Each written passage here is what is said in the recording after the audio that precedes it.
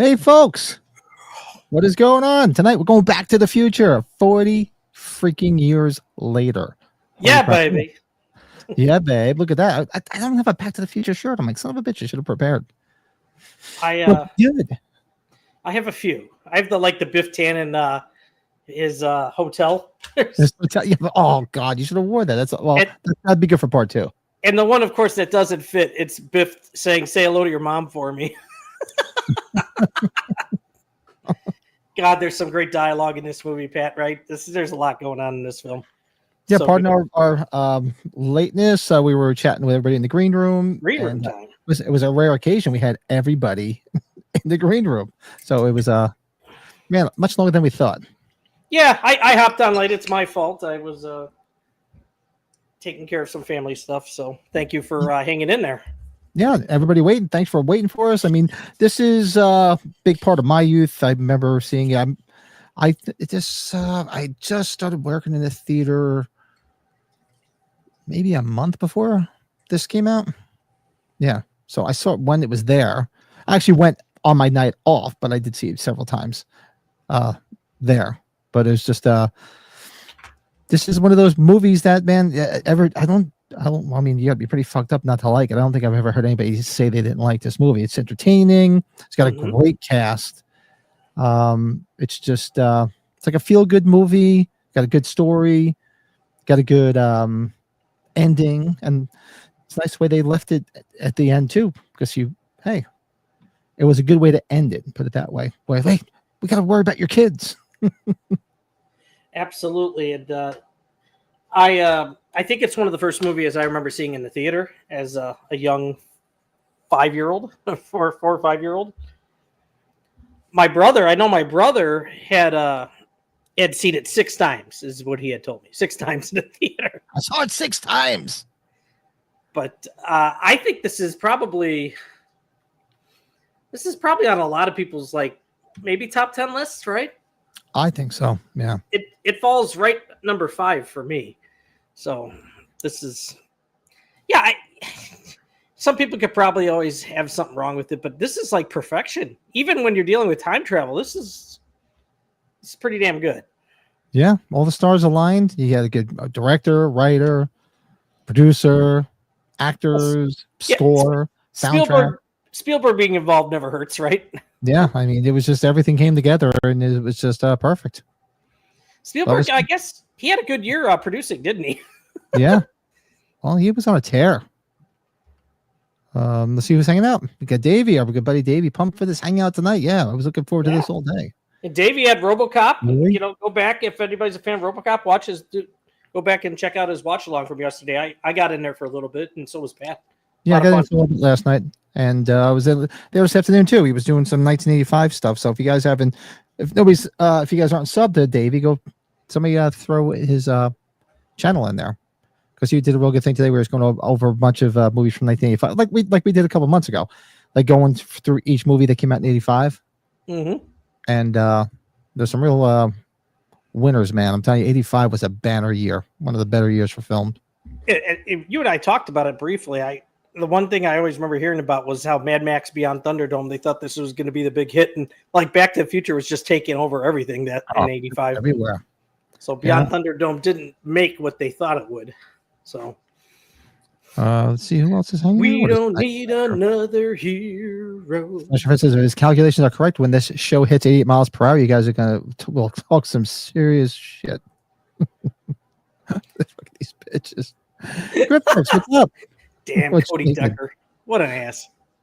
Our buddy Bill, who we did see in the green room. Long time till talk. Bill in a white Jaws shirt. and he's sporting his Jaws shirt, and we'll give his proper intro. Fuck the other Everscathed. Fuck you. Sending me this shit.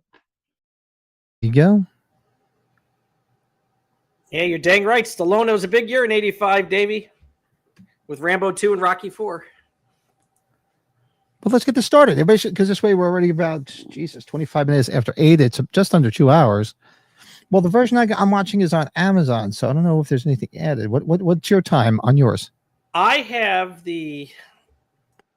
Actually, that's a good question, but I do have the old school Universal logo. But let me put up the display here, Pat. Yeah. So, folks, I'm watching Amazon. 1 hour and 56 minutes. Okay, so it's probably the same as this, yeah, because this is 1 hour 50. Yeah, it's basically 1 hour 55, 58, so it's 156.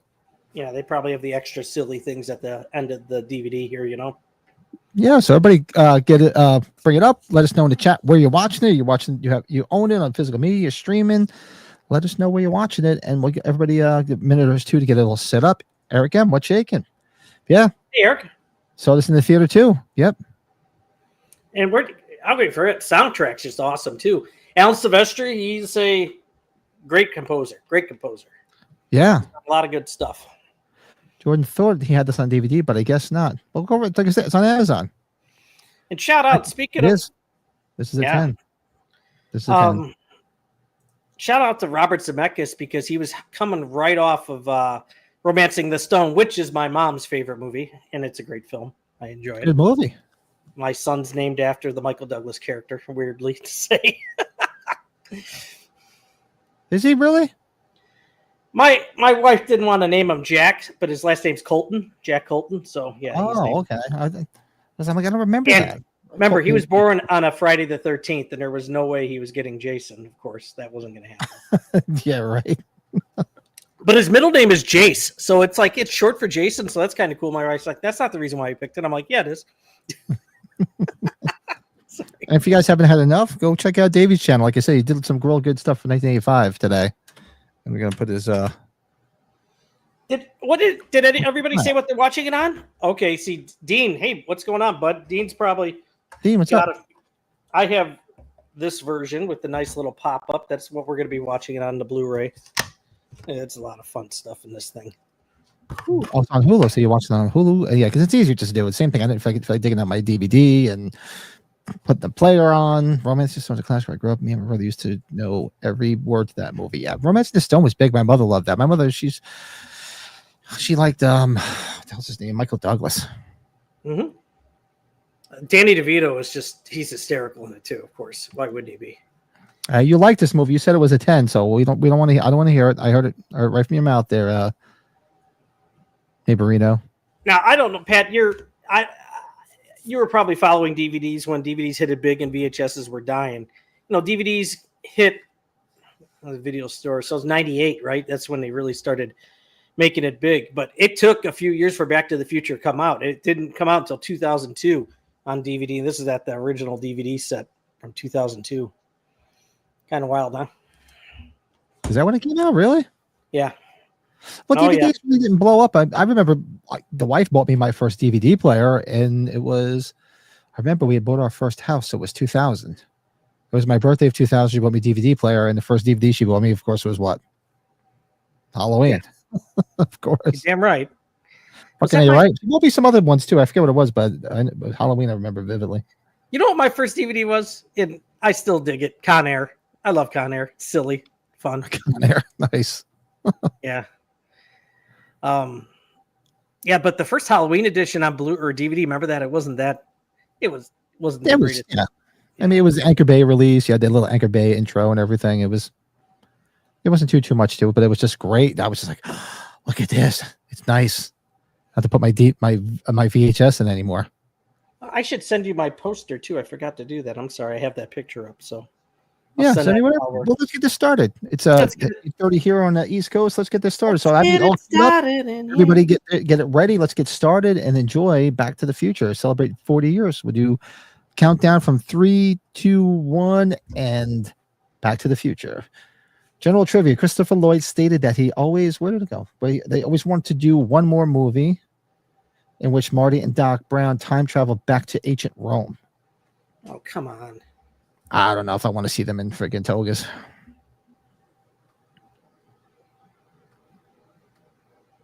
I'm like, does the volume on? I here? got a Robert Zemeckis film. Is that where you're at? That's what I got. Yep. Robert Zemeckis film. Yep. And Davey, one of these days offline, you got to show me how to get that damn counter on here on this fucking thing because everybody have a timestamp. Hey, Pat, I figured out a new game. We should take a drink, take a shot whenever there's something Halloween movie related. That would probably be a lot. We have a few of them in here. Yeah. Well, do I have anything here to do? I can get up and get something. That might get dangerous. So Because we're going to see Dean Cundy's name here. Shot. We're going to hear Mr. Sandman. Shot. So we're 0-2 already. Canadian pop singer Corey Hart auditioned for the role too, huh? It popped up here in the trivia and then it disappeared on me.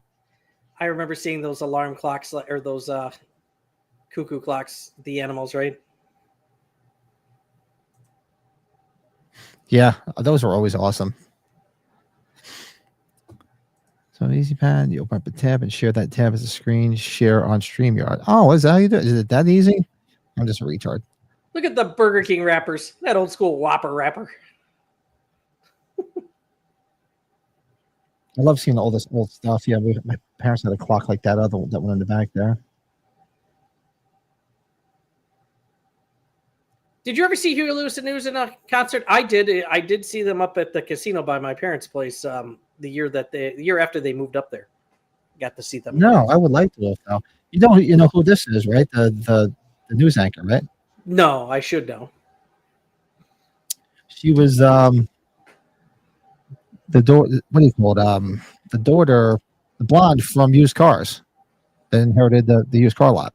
Oh, okay, that makes sense. Robert Zemeckis, right? God, I can't imagine going to the trivia here and seeing how much stuff we could probably talk about. There's probably just a ton, but Hey John, what's up? Saw the original Back to the Future on its first day of release. Hi, John. It was 3-theater basement configuration in a local mall when I moved north of Toronto. Great show at that time. Yeah, this movie is just good. there he is, Dean Cundy. Shout out to Dean Cundy. It's so wrong. Yeah, I'll take another drink. I don't have anything I don't have anything handy to do a shot. Nah, it's fine. We'll just take swigs. Yeah, that'll do. That'll do. They still make Cal dog food? Is that still a thing? I don't know. I haven't seen it. There's the executive producer line there, right? Of all these films, Kathleen Kennedy, Frank Marshall. Written by Rob Zemeckis and Bob Gale. Now, Bob Gale, Pat, if you remember, Bob Gale was at the Chiller Theater we were at last year. That's right, yeah. Because we saw that guy, took the picture of that guy in line that had the Doc Brown thing on his head from the 50s. He looked just like him, remember? He looked exactly like him. It was good cosplay. There were Chiller Theater had some good cosplays. The Mr. T cosplay I'm still laughing about.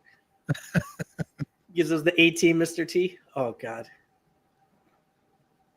But this goes to 11. Actually, this goes to 100. Did you ever see the teaser trailer, Brett? When it's part of this? I probably have, but I don't remember it.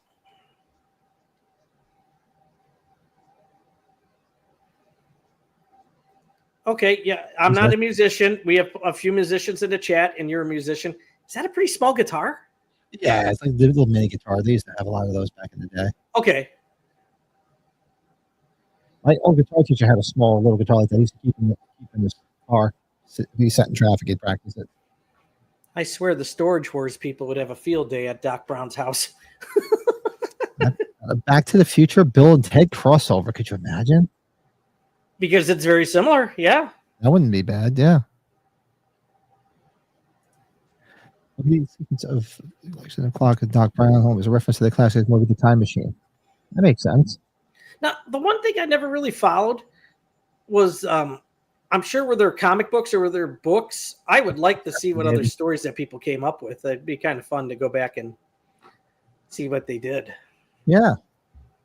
Just don't touch it. I know people keep on saying there's talk of it. What are you going to do? Come on. Let's just. This one, I think I could have a real hard time with being done again. Well, they didn't they? I thought I saw somewhere where they have it, like in their contract, that I think Zemeckis and Spielberg have to approve it, or Zemeckis and Bob Gale have to approve it. They can't just redo it. It's got to go through them. And they, as far as I know, they don't want to do it because you can't have Michael J. Fox in it. There's just no way at this point. Are those Michael here? The third one's good. Go check out the third one, okay, Matthew. You'll like it. Not bad. Yeah, first one was better, but third one's not bad. I kind of like the second and third one equally, and then the first one's on its own. A lot of people love the second one. They love it. I love the second one, but did they film 2 and 3 at the same time? Remember, it was the December. It was a winter release, and then the third one was a summer release. Yeah, they filmed it back to back. Same time. Then Matrix 2 and 3 did that, if you remember.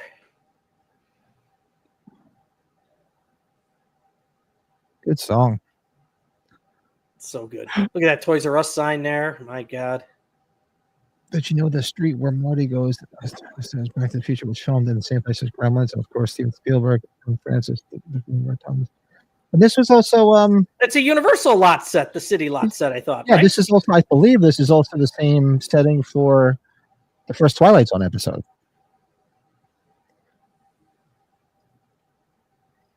Remember those old school headphones like that? Mayor Goldie Wilson. And this is Hollywood High? Man, I never caught all the graffiti until now, shockingly. Did you ever catch that before? No, I never realized that. I guess no. Is this Hollywood High? Is this where they filmed Nightmare on Elm Street? It looks like it, right? I'm pretty sure it is. I could be wrong. Help me out in the chat. James Tolkien. What a legend. Yeah, he was there, right? At Chiller. How love is a curious thing. Good song, man. Hey, the first thing it says here in the trivia, Pat, is exactly what you were just talking about. No reboot would be authorized during his or Bob Gale's lifetime. That's Zemeckis and Bob Gale. They have that contract. Yeah. John, would love to see the Eric Stoltz outtakes. Can't you find them on YouTube? I thought you could. I know there's a few you can see on YouTube. What's it? Bob Gale and Robert Zemeckis received a fan letter from John DeLorean after the film's release, thanking them for immortalizing his car. Yeah, because his car, it's probably the only positive thing that comes out of his car, right? Positive notoriety. Yep. Look at, what do you call it? Look at these guys. Huey Lewis.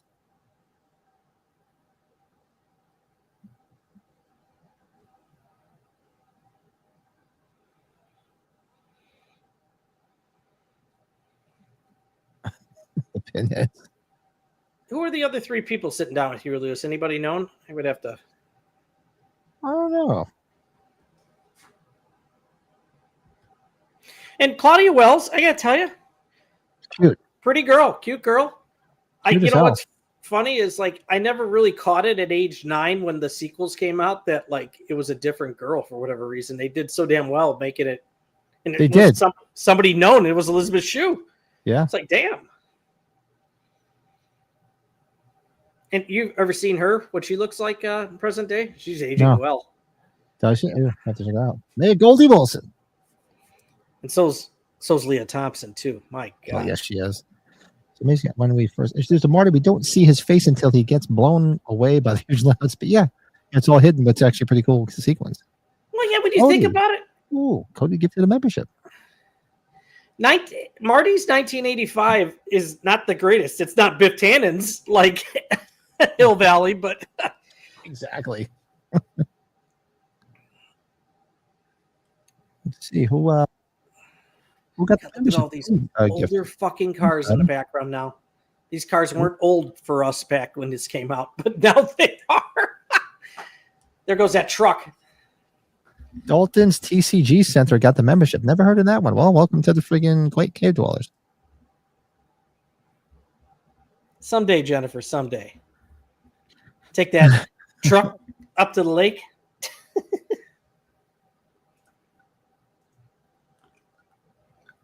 Now, can anybody figure out, unless it's I think it's a Dodge logo, when her dad picks her up here in a minute, that goofy looking car. I think it's a Dodge. Jennifer!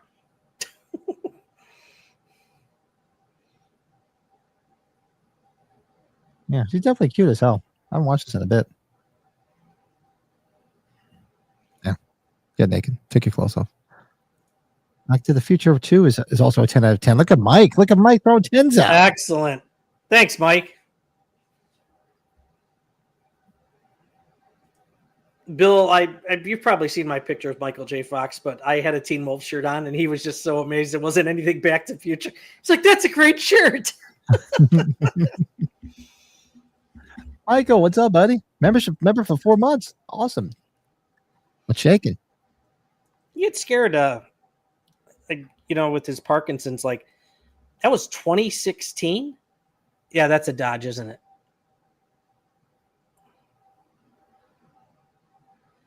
God, that was an ugly station wagon, wasn't that, Pat? Almost looks like an AMC. But or maybe it was an AMC, not a Dodge. I don't know. It looks like one. The AMCs were always like real high. Like they had lifts in them. Mike, I was going to joke with you and Pat that I'm coming to New York for the series. Yeah, Pat, we got Cubs and Yankees this weekend here.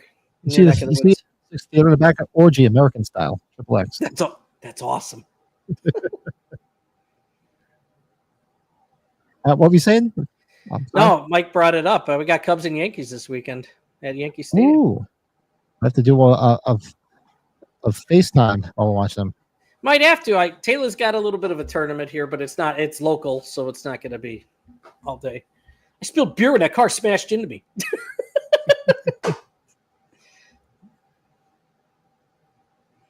Anybody just tuning in? We just started. We're only 12 minutes and 10 seconds in. I think Mike says the opposite of whatever David Deathray says. Jordan.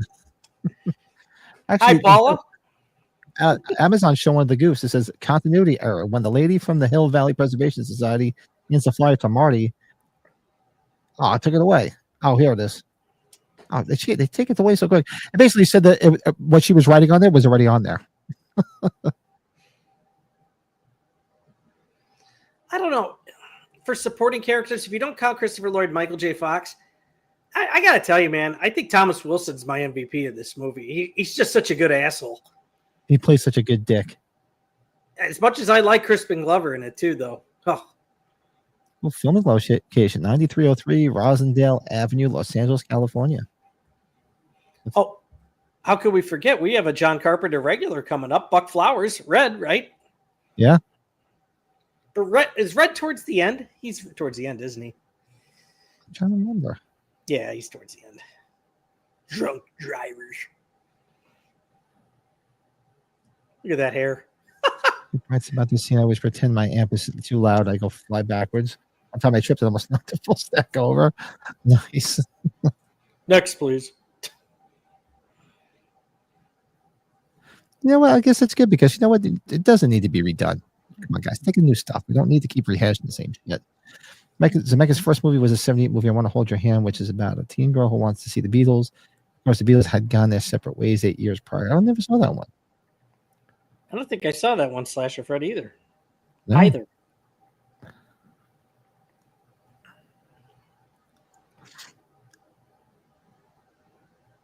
Yeah, the town squares, and like I said, I know it's actually back from the 50s. It's in the very first episode of Twilight Zone. Where is everybody when the guy's lost and can't find anybody? Oh, that's right. I sent you that picture. We'll have to talk about that Halloween preview thing I sent you. Okay, Yeah, they showed the trailer for part 3 right at the end of part 2. Yeah, because it was all done. that was different, right? Yeah. Whittier High School. Oh, is that where it is? Just like the other one.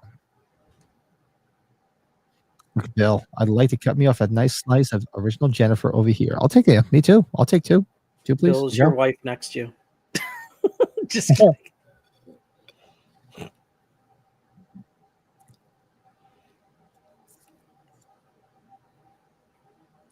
Well, Joey didn't make parole again. Uncle Joey. Jailbird Joey. And speaking of the release of Superman, there's our Jimmy from the Christopher Reeve Supermans. Yeah. Which didn't really catch till recently. Wait, catch up on the chat. Well, quick. In the movie, we see Marty flies very dysfunctional family. She lives the sad news that her sibling Joey didn't make the. Yeah. I still love that. It's one of the best lines when he goes back and he sees, so you're Uncle Joey. Huh? They get used to those bars. Okay. Now, I just realized, is Marty's brother work at the Burger King by Doc's place? I guess so. I mean, I know he works at Burger. I'm assuming. He could always stay over there if he needed to, if it's close by. And this one, I forget. Why do I always forget her name? The sister. Oh God, I remember the silver Bud Light cans, which only stopped not too long ago, right? That was.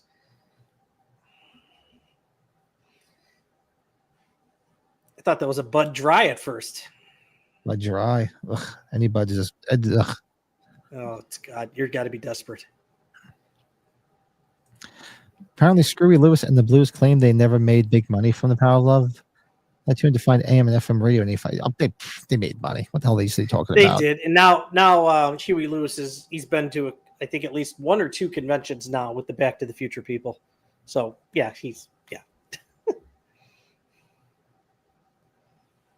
How many people probably became fans of Huey Lewis and News because of this film?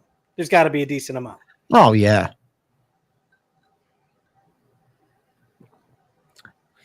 In the 55 time period, there's a movie that predicts the Civil War rights movement. Marty declares that Willie Wilson will be mayor, and this boss. That's right, Michael. Colored maybe that would be the day. Yeah, right. Yep.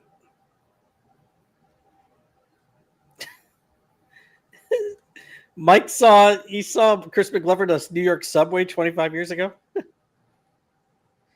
Ted, where's the corkscrew? Yeah, well, I think they originally wanted Michael J. Fox, but he was busy. They couldn't get him because he was too busy with Family Ties. But then I think things slowed down, and they didn't like what they were getting with Eric Stoltz. So they shot what 2/3 of the film? I think they shot a lot. Yeah. Have you seen pictures of that? It just looked off. It looked different.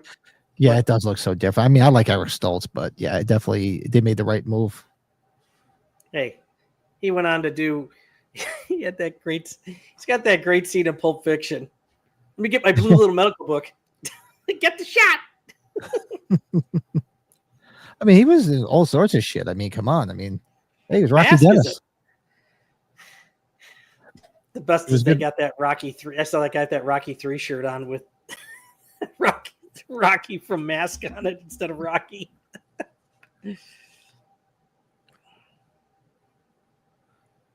Yeah, that's the one from Buzz. Yeah, she died. She died young, I think, of cancer. She died. Yeah, she was good in Bachelor Party. Yeah. Hey, what's up, James? Hey, James.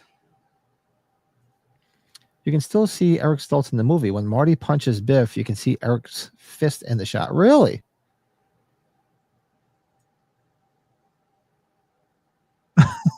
He told Chris, but he sucks. You should have told me he was a dead fuck. Why are you such a dead fuck?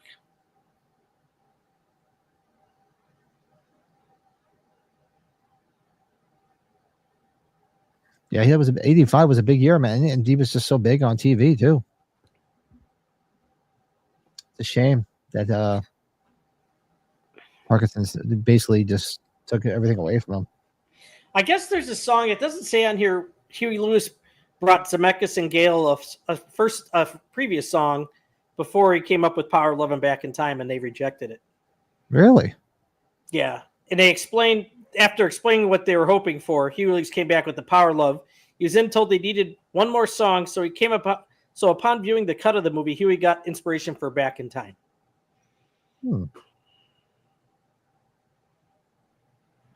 General trivia.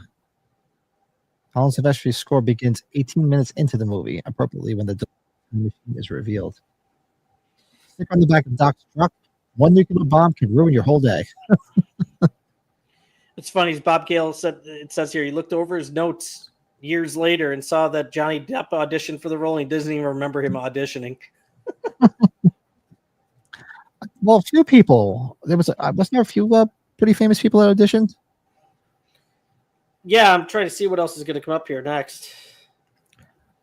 Still just stick to Mask. Hey, Gene. Pat, awesome. Thanks, Gene. Gene's awesome. Is everybody watching along? Who's not watching along? While we annoy the hell out of them.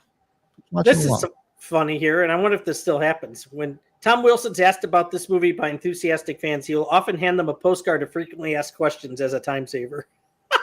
Really? That's hysterical. It's a good idea. Yeah.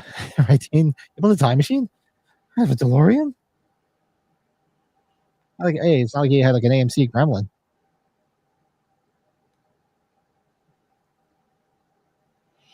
Tom Wilson's a very nice man in real life who drew upon his own personal experiences of being bullied as a child to create the Biff persona. Makes sense. Watch this. Who played Lorraine's father had played a very famous 80s cartoon villain, Hordak, from the series She-Ra, Princess of Power. Really? I remember the TV show. I never watched it. Oh, Pat, we can't forget when they get the old man Peabody here. We know who that is, right? We talked about this before on a watch along. Yeah. Look, you're going to see some serious shit. It's Grandpa, right? He's Grandpa. Yes. And Silent Night, Deadly Night, right? Silent Night, Deadly Night. Yeah. Yep. He's creepy Grandpa.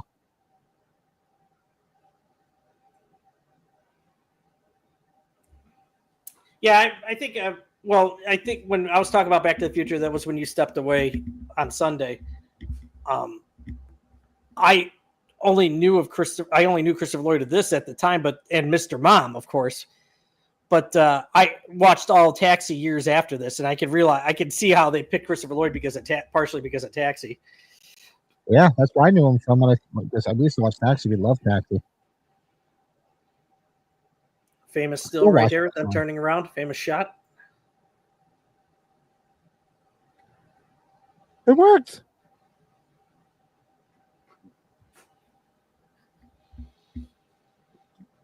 Yeah, I was doing 88 miles per hour on the way home today, and this shit didn't happen to me.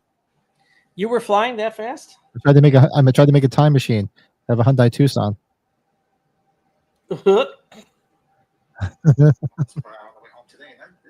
Oops.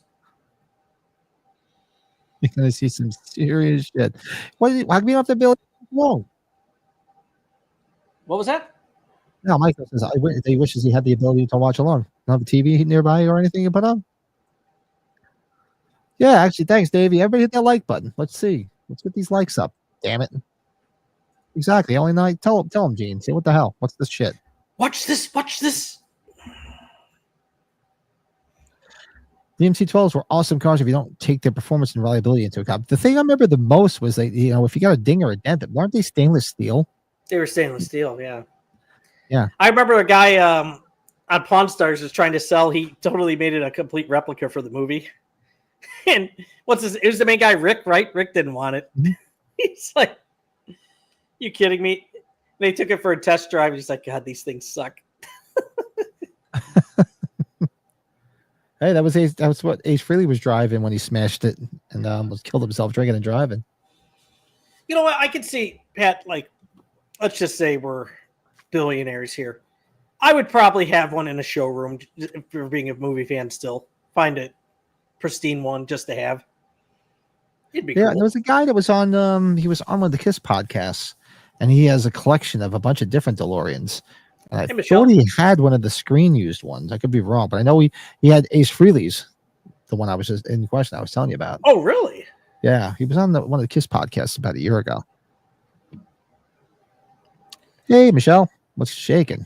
Yeah, I feel Michael J. Fox gives it a little bit more of a fun-heartedness. Maybe with Eric Stoltz, it was a little too serious. Maybe if I was to guess. Yeah, because he was, I guess, I don't know how you describe Michael J. Fox. He had that like aloofness, like he looked more shocked, like Eric Stoltz could look, like more like blown away, like this is heavy. There's that word heavy again. Is there something wrong with the gravitational pull in the future? This is heavy, Doc. It's the Doc.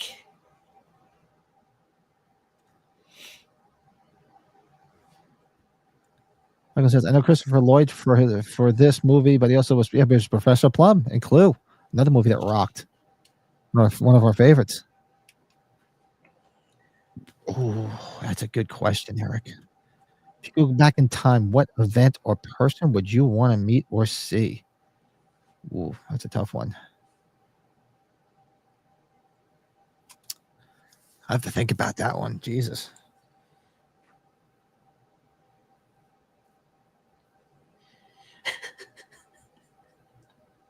I'm trying to think. Who in the world would I like to go see and what event? God, I'd love to meet Stevie Ray Vaughan. Go see him at the Newport Jazz Festival. That would be fun. Probably sounds boring, but that would mean something to me.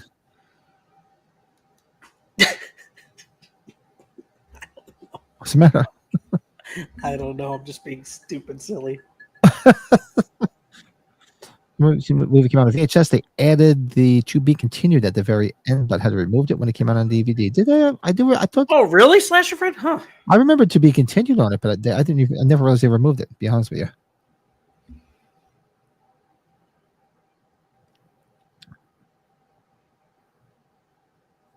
Christopher Lloyd was always Jim Taxi for him until these films came out. Now he'll forever be Doc Brown. Yeah, but he was also good as what do you call it? What the hell was he? He was the evil guy in Who Framed Roger Rabbit. Yep, that was a good role. That's Zemeckis too. Yeah. Our friend of the Halloween series, Nick Castle, worked with him as the remember he's the homeless guy in Dennis the Menace. Yeah.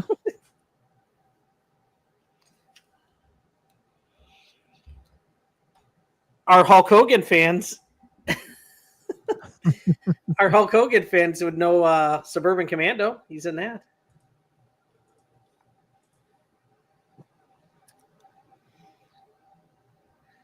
Brett, don't be stupid. Play it, Pat. Back to the Future, but fuck California Highway Patrol. Oh, come on. You hate chips? Dun, dun, dun, dun, dun. Dun, dun, dun, dun, dun, dun, dun. Was it Poncherello? Eric Estrada. DeLorean would be cool to have a DeLorean, but man, I'm sure it's expensive to fix them all up. That ain't no airplane. Look. Dave says Eric Stoltz had a way more punk goth kind of look going on. Absolutely. It was totally new design on the look of the Marty character when Michael J. Fox. Yeah, he had like more of a playfulness and more like a young, I don't know how you describe it. Eric Stoltz just, he always looked like that outcast of a person, outcast of a kid, you know? Yes. Well, I always liked him, liked his movies. Is Bill thinking of when he sent that thing where he said, "Thank you, Bill. Thank you, Bill. Thank you, bitch." If you want to purchase your own DeLorean DM12, here's your chance. Oh God, how much is it? I'm gonna click on it right now, but what's the price tag on it, Jordan? Just curious.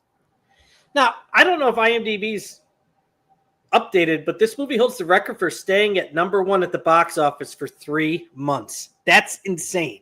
That's crazy. Yeah. I don't know if that'll ever happen again with the way you have with movies coming out so fast. Heck, movies are out within 3 months. Even DeLorean, not even DeLorean, even Titanic, I don't think did that.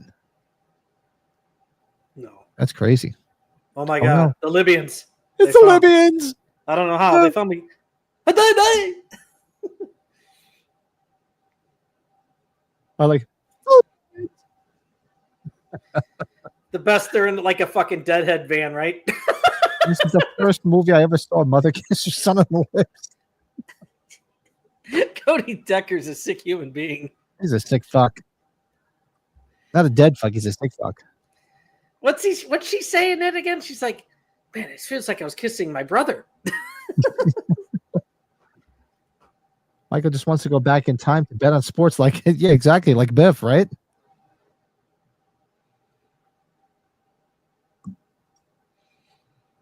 Didn't Olivia soon never realize that we would have saw some blood popping out of his chest there? I guess not, right? I have the subtitles on. All it says is shouting in Arabic. Now it says swearing in Arabic. Grunting is what it says. Go! Damn Soviet gun. That's right. That's a Soviet, isn't it? Yeah. The comic book that Peabody's son has is called Tales from Space, which is a spoof of the EC comics. Mr. Mecca would 4 years later work on Tales from the Crypt. Well, interesting.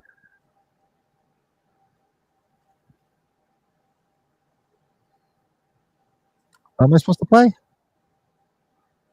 Brett, don't be stupid. Play it. Oh, that. Oh, I'm slow. Is it? What is it? The clip. Is there a clip? Get the fuck out of here! Somebody else, I said it myself. The other one. No, don't be stupid. Stupid. Oh, you know what, Pat? Speaking of that, and we'll have to do our top 5 here. I had to bring something home from my parents' place to get autographed here. One of their Laserdisc covers, Pat. Look at this Beverly Hills Cop Laserdisc cover. Oh, nice. Yes, we have our, what's her name? Is that Lisa Albacher, right? Judge Reinhold and Ronnie Cox on it. So Nice. Paul Reiser's coming to Fan Expo, so my I was mommy looking. and daddy Can asked you if I can get it signed, so I will. I was trying to see if you can see him, James. He said you can see Eric Stoltz in the car in some shots. You can, huh? I was looking. Ah! Let's see here. Sid Sheinberg, the head of Universal, requested many changes to be made throughout the movie. Most of these he got, such as Professor Brown being changed to Doc Brown, and his chimp Shemp changed to a dog named Einstein. Okay.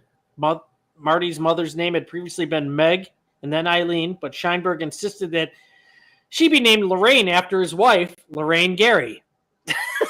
So a little Jaws connection there.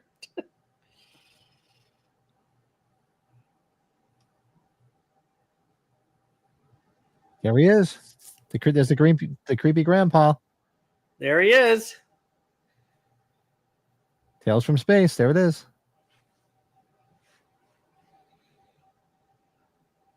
Killed my pants.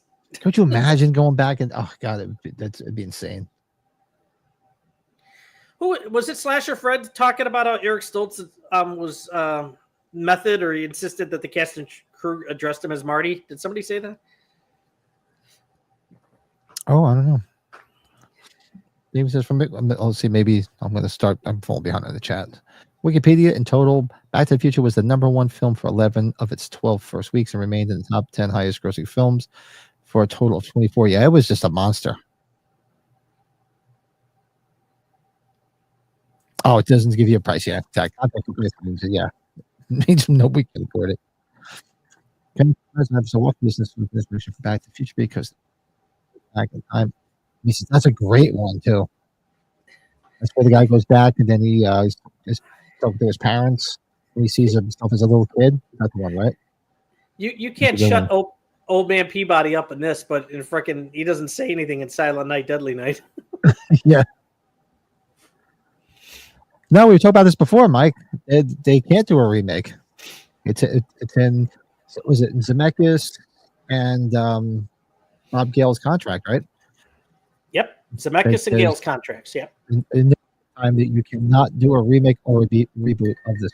You don't want it to be touched. So I guess when they kick the bucket, if we're still around, they'll do something. Pat. I tolerated a Halloween remake over a remake of this easily in a heartbeat. This is just because it's what's it about? It's about time travel, right? You could kind of do something else different with time travel. Yeah, you could. I mean, look what they did with Happy Death Day. Yeah, and I think we talked about it. I forgot what our subject was, but the movie Frequency with Dennis Quaid. It's a good film. Yeah. Watching this film, you realize how things were different in the 80s because you had the video recorder and the VCR. Yeah, oh yeah. That's why it's so nostalgic for people, especially my age. Albeit Michael J. Fox started feeling the initial effects of Parkinson's by the time of Back to the Future 3. He managed to keep it real from the hard way, 91 to the Frighteners. Well, because you always just watch episodes of what the hell was the TV show he was doing? Spin City. You can see it really starting to affect him there because he could never sit still, and he was always holding his arms like trying to hold them down. I mean, that's why he left the show, but he was trying so hard. You could see it if you watch those episodes. We're gonna see him. He's gonna be in season 3 of Shrinking. If anybody's watches Shrinking with Jason Segel and Harrison Ford, Shrinkage. Exactly. So I think they're gonna play it with his. Obviously, he could be a character with his illness in it. So I just saw a Miller High Life truck. Did they have Miller High Life in the 50s? I know they probably had it in the 80s, though, right? Yeah, but right now. He's in the 50s. I just saw a truck. It's a Miller High Life. I could be wrong, but let me Google that. Bill says, speaking of Silent Night, Daily Night, let's get shit faced. 7 o'clock. It's over. Time to get shit faced. And did you take your drink because Mr. Sandman's playing? There's your Halloween connection. Yes, there we go, Pat. And Miller High Life started in 1903. That's probably started before regular Miller. Wow, I didn't think it was that old. Wow, I knew Miller was around forever, but I didn't know High Life specifically was around. Learned something new.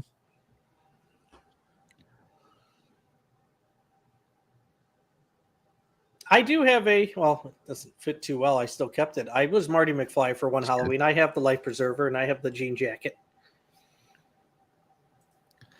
Christopher Lloyd was 17 in 1955. Yeah, right? Think about it. James, that's a funny way of thinking of that. Ralph Macchio was offered the role of Marty, but turned it down. He thought the movie was about a kid and a car and plutonium pills. Really? Ralph Macchio was offered the role too? Wow. Yeah, right. Go back and buy stocks, right, Michelle? Hey, Biff had the right idea. It says here in the original script, Doc Brown and Marty sell bootleg videos in order to fund the time machine. This plot point was removed at Universal's request as they did not want to be seen as promoting movie piracy. Seems strange, doesn't it? Yeah, it's freaking crazy. That seems odd. It looks like an airplane. Jordan says they should have just had Marty and his mom have sex in the car at the dance. He wouldn't have been erased from the future. He would have had some The Hills Have Eyes birth defects for sure. Yeah. I don't know over there. How about this? Have you heard this before? During the opening sequence, a newspaper shows that Doc Brown's family mansion was destroyed. In the Blu-ray commentary, co-writer and producer Bob Gale suggests that Doc burned down the mansion to collect the insurance money in order to fund his research for the time machine. Weird. Right? Interesting. I was hoping by the time this movie came out, we would have had that microwave where the pizza's like miniature and then it pops like a full size. Yeah. Well, you think you were hoping for all the shit you saw in the future in part 2. Hey, but they got the one correct by a year like we talked about. I'm still waiting for the sneakers that just tie themselves so my fat ass doesn't have to lean over in the morning when I'm tying my shoes.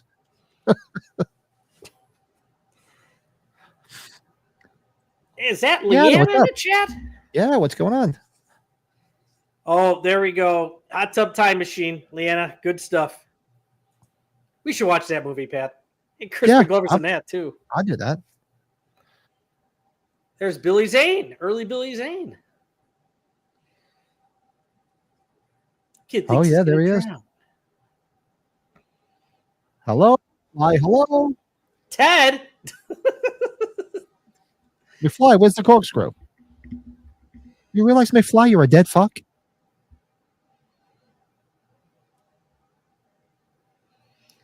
Is it here where he trips? Oh no, that's when Marty's gonna be the next time they're in here where Marty's dressed up where he trips Biff and like he rises, he gets like super tall. Love that spot. I like when they think he's wearing a life preserver. Mike, You read what? Back to the Future? You don't like Hot Tub Time Machine? The first Yeah, one's fun. Like the pending Superman movie, the trailer, Ultimate Materials. China owned it. Yeah, I'm not a fan of any of the newer superhero films. I haven't watched any of them, to be honest with you. Just don't do anything for me. Frighteners was awesome. I love Frighteners. Peter Mark Jackson, baby. All right. Love Okay. the Frighteners. Love, yeah. We should do that one day too. We will. Yeah, we already passed the 30 year of that one, but it doesn't matter.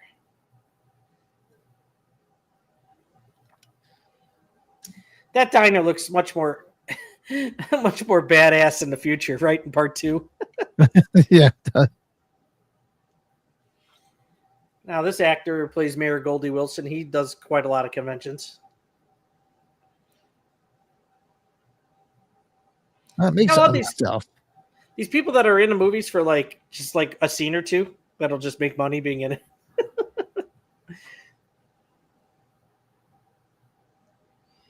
I could run for mayor. A colored mayor. Good. You can start by sweeping the floors, right? This movie was the first teen time travel movie because for a while most movies involving time travel only had adult characters. Yeah, I can, because Bill and Ted was after this, right? Do you remember when McFly, like when Marty's boss shows up on the screen as the older Marty in part 2? McFly!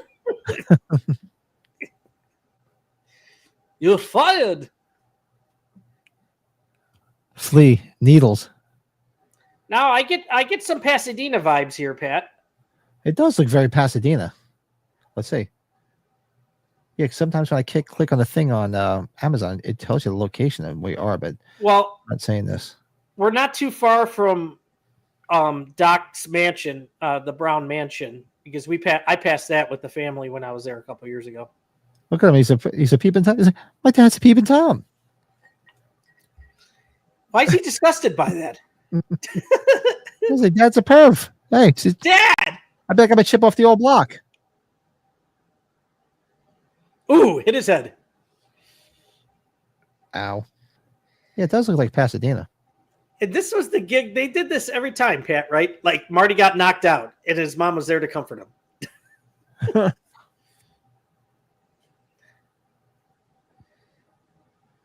Stella. Do you find it funny when he says so? Another one of these damn kids jumped in front of my car. Yeah, I mean, how many kids jump in front of his car? What are the kids doing in the 50s? Excuse me. Bill's buddy Craig used to have a vest similar to a life jacket. We always called him Marty McFly when he wore it. Nice. Oh, Dean's got a Cafe 80s shirt. That's awesome.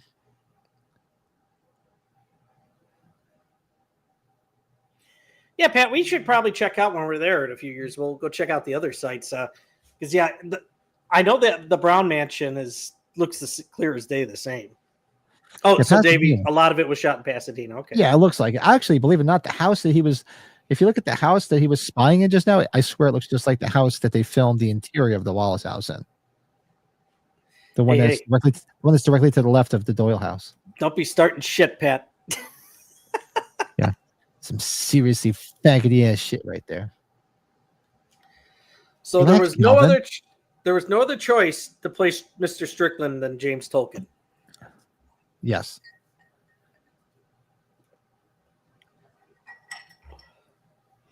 You think he could have?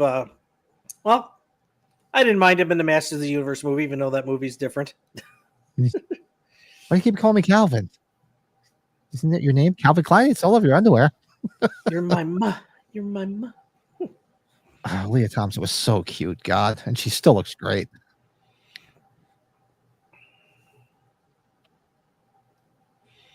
I should find my picture, Pat. I'm going to find that really quick.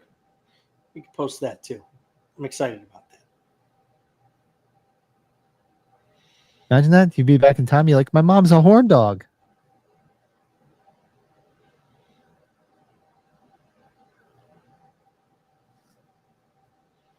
You're my Masters of the Universe movie sucked.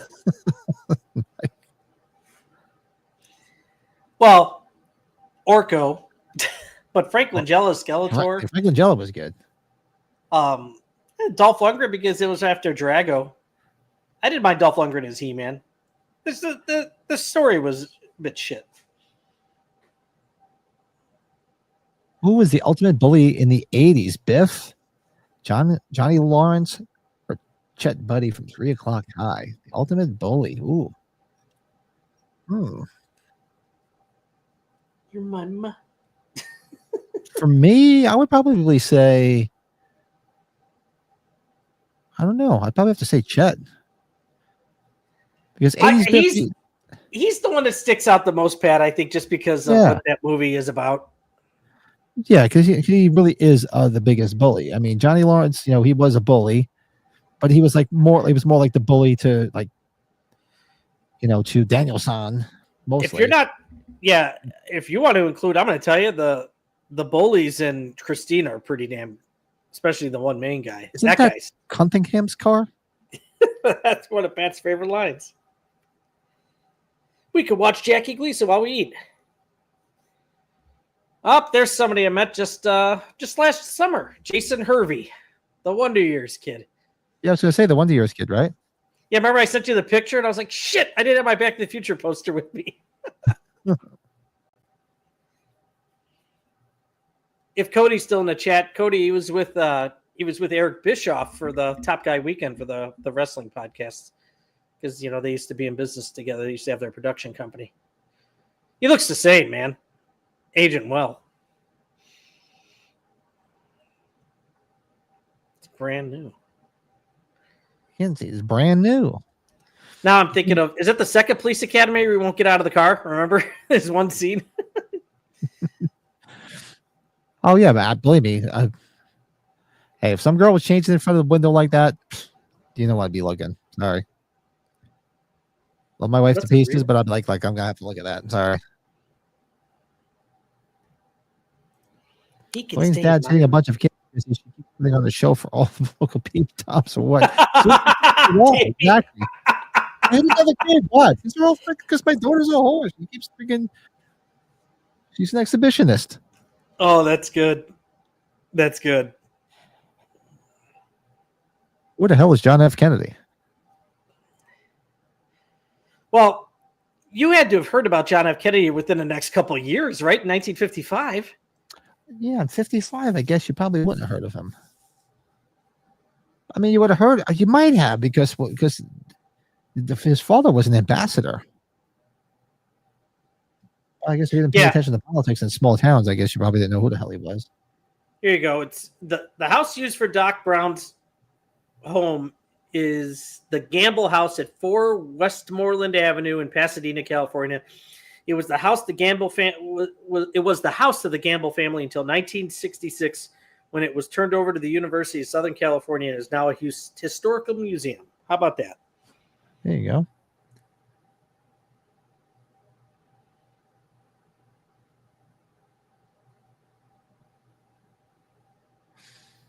Oh, connections. The Honeymooners, The Man from Space, which was in 1955, they just showed.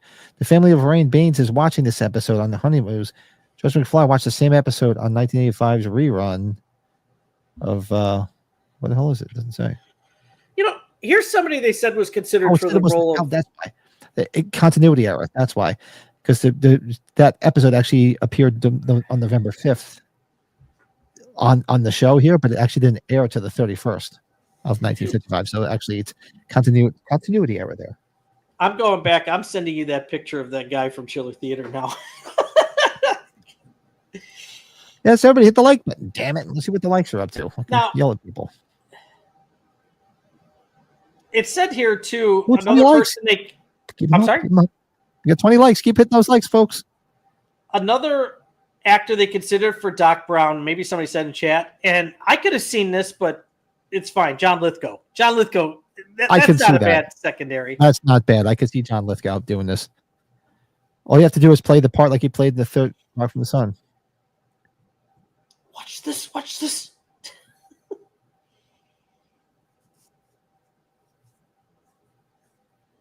Oh God. Where the hell is this guy? No, that's the Mr. T picture. And remember the guy? That guy looks so good, man. I found it. The guy that was in the cosplay, he looked exactly like Doc Brown in that thing. Yeah, I just said it to you, Pat. What's a rerun? Exactly. What's a rerun? It's a big fat dancer from What's Happening. Did you see what Jordan sent in our group chat? He changed the picture from Friday 13th Part 5. The guy, instead of Lana, Leanna. Leanna. Liana. Jordan, like I've done before with many of the things you've sent. I'll be saving that one. That's gold. Here it is. Who was president in 1985? Ronald Reagan. The actor. That's classic. Jane Wyman is the first lady, right? Yep. Yeah, it's both Jane Wyman was the first lady. And Jack Benny is the Secretary of the Treasury.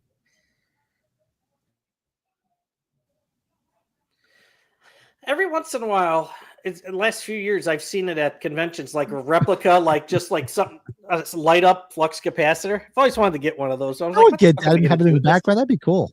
Yeah, get one maybe for the podcast. That would be kind of cool, I guess. Ooh, James, Leah Thompson, Demi Moore, or Kelly Preston. Who was hotter? That's definitely. I mean, they're all just amazingly hot, but for my taste, I always had a crush on Leah Thompson. Sorry. Oh, by the way, you didn't say it. Did you see how I finally put one of our stickers on like on something over the weekend? What'd you do? Did you put it in the toilet somewhere? Did you not see that video I sent of that Star Wars bathroom at that burger joint when I was going up north? No. Did you send it? I sent it to you and Bill. I said it's like a 10-second video. Was it when was I in the middle of drunkenness? Because I might not have watched it. I'll have to watch after. Hi, Herbert. Hello. Might have to watch it afterward. Okay. Yeah. Yeah. It's but a small town America might not have really paid attention to them, especially here because you figure this is probably like small town America. It's a red state. See, that was the second day of Chiller Theater because we got the guys on Friday night from Silent Night, Deadly Night, and all these people are for Bob Gale are lining up in front of the Silent Night, Deadly Night Santas. That's Just right. Get Bob Gale. Yep. I should reach out to those guys and try to get them on. I really do. Maybe I'll need that a priority. Actually, no. I'll wait. I'll see if I get them on around Christmas time. It'll be a little bit better. There was somebody I was going to ask you about that we should talk to. I don't know. Look at me. I'm an old man. Look at my hair. Even though it looks like the same fucking hair he has now. 1.21 gigawatts. What? 1 gigawatts? Pit stop.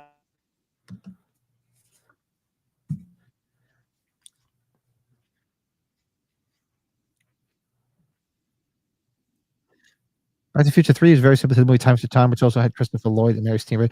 I was just talking about this not that long ago, Fred. Time After Time is a great movie. I love that movie. I haven't watched that in so long. It's a movie to revisit. Lorraine's house was in Teen Wolf. It's on Bushnell Ave, just down the street from George McFly's, but not the same location from Halloween now. Okay, because if you look at the house, go back and watch, folks. I'll hold my channel out. Go watch the video I did from the 845 tour, and I videoed the house, which is directly next to the Doyle house, which is actually with the house they use for the interiors of the Wallace house. Because if you ever watched Halloween, see the continuity errors.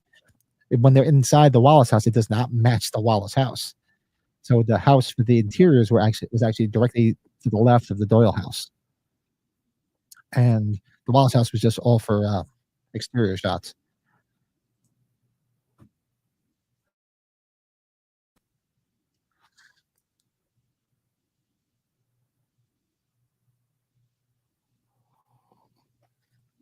You hit some of the houses on H45 week, did you, Cody? Nice. Yeah, I'll be a little bit more prepared with some more locations for H50. I think I'm going to go out.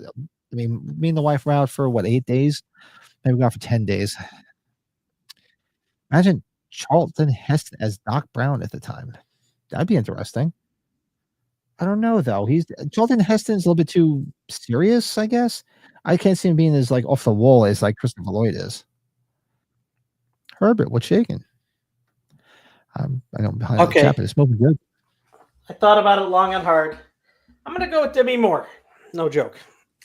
Yeah, all three of them. There's no wrong answer here, but I'm just saying, especially for me at that time, biggest crush on Leah Thompson. Oh, hey, Kelly Preston. Cute as hell, man. She slept with a duck. Oh, Kelly Preston. If you ever saw the movie Mischief, oh my god. Oh, she was hot as hell. Don't get me wrong. So was Demi Moore. Just watch her in About Last Night. You see a lot of her fun parts in that movie. Whew. Yeah, Jordan, stop putting the stickers out. What's up? Sound clear tonight? Yeah, I know. I messed around with this. I watched a bunch of YouTube videos. I think I got this stupid thing right for once. Yeah, Pat, you sound great, buddy. I think I finally tweaked it enough. No offense. Davey. Yeah, that sounds bad, right? I just came back to think about it. Been crazy about Leah Thompson ever since she was in her pink panties and how. Yeah, exactly. Just talk about Howard the Duck. Sorry, man. So cute. Camp Nowhere. Wow, that's not watched in a while either. Oh, Camp Nowhere, man. Cody, did you go to Lorraine's Teen Wolf Scott's house? I wanted to go. Damn. Yeah, Pat, we're gonna make sure we get more locations in H40, H50 rather.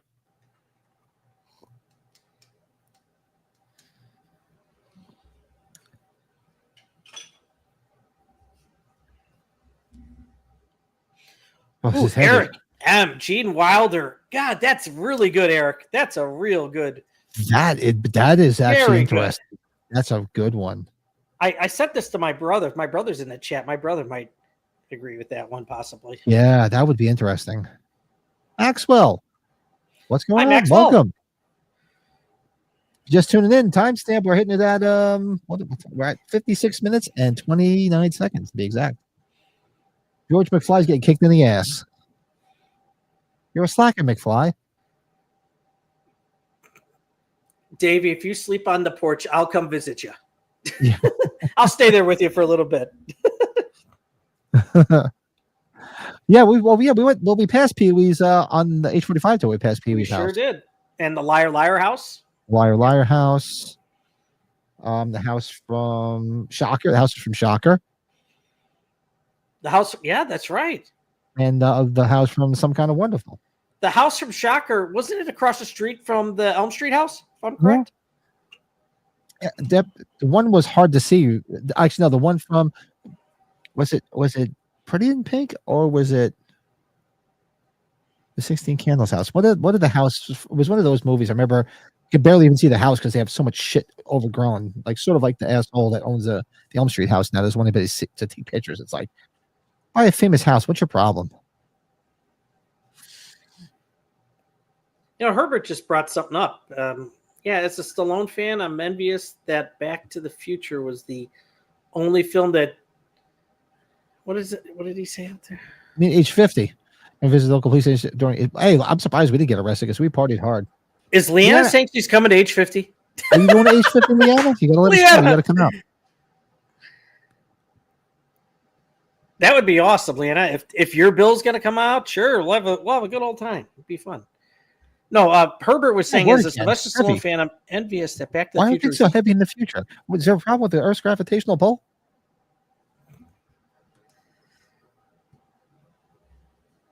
James, we are going to hit Fright Night again because that's one of our faves. That's one of my favorite horror movies of all time. So, all right, so that's a Stallone fan. I'm envious that Back to the Future was the only film that outdid Rambo: First Blood Part 2 at the box office in '85. It's a good movie, though. Riddick's ceremonial ritual. And the sequels revealed that in the alternate 95, Doc Brown is committed to a mental asylum. Of course, 10 years prior, Christopher Lloyd played a mental patient. In Taxi, right? No. Oh, One Flew Over the Cuckoo's Nest? Is that what he was? Hey, Frank! I'm going to go to Myers' house and offer to buy it from the owner for $1. Could you Now imagine? we're getting all the fun Halloween stuff. Yeah. Davey's going to go sleep on a cod bench. You going to sleep on a cod bench? Maybe somebody will be getting undressed in the Strode house. Well, she don't live there. Friday Night turns 40. Yeah, we did it. We already did it, James. Yeah, we definitely do it again though because we're both big fans.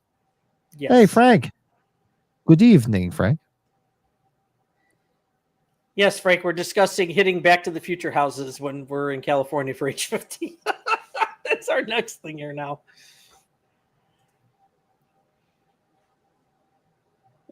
It's a time travel that. Yeah, you went back to age 45. God, I wish I could, man. So much fun. I wish I could have just. Well, it's a different situation with the kids and the missus. Kids are going to be even older then. Like I told you, Pat, daughter's going to be a freshman when age 50 is happening. That's crazy.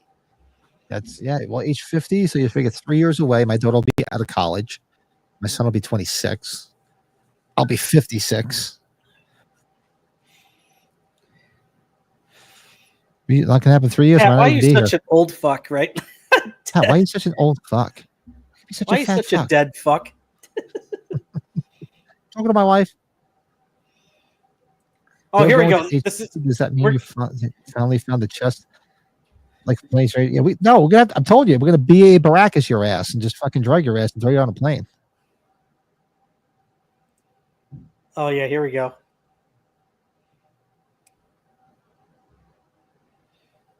What's it to you, butthead? See, it was the sequels is where the chicken thing was becoming a thing. You chicken? Yeah.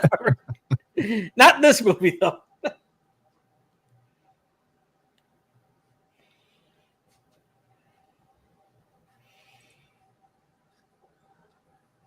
So why don't you make like a tree and get out of here?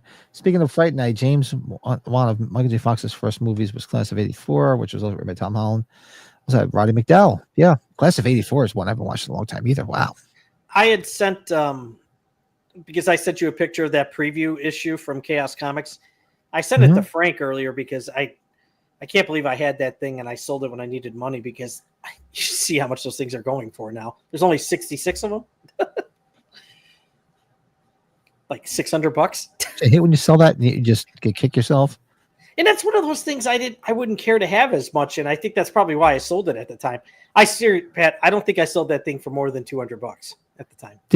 I watched all the Kiss podcasts and I was just watching one. We were talking about collectibles the other day and they were showing this Kiss t-shirt from like 1992. And I thought it was the ugliest fucking t-shirt ever, but they didn't have a lot of official Kiss t-shirts out at the time. And I bought it. Actually, no, I got it as a gift. I think I got it for Christmas. And I never even wore it. I sat in on my drawer because I thought it looked like shit. And they're selling for like $600 right now because they're really rare. I'm like, fuck. I think I donated it to Goodwill because I didn't wear it. We got Van Halen. Edward Van Halen.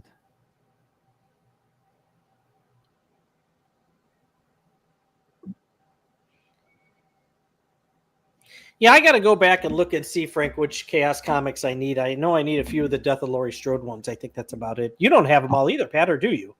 I have to go back. There's a handful I miss. I do have the Death of the Laurie Strode, the Death of Laurie Strodes. I have that whole, made like a photo print from the Horror Hound magazine that showed all the comics. And that's how I was able to check and see which ones. Yeah, I'm missing a few, not too many. I know I got on the terror. I was buying them all and I got out of it. I should get back into it. Maxwell, the Myers house in Halloween 5 looked like the Tommy Jarvis house. Yeah, the Halloween 5 Gothic mansion. What the fuck? What the hell was he thinking? You seeing what's going on in the chat? Maybe saw Piz talking about Frank's pictures, but giving the credit to the Friday the 13th official site, and I saw some official. I saw some Friday the 13th site. Had your pictures, Frank?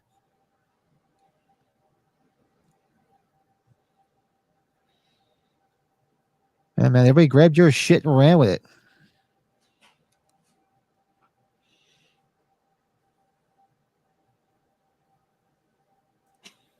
Bill heard Cody Decker auditioned to be George McFly, but they passed on him because he kept saying, "Where's the damn corkscrew?"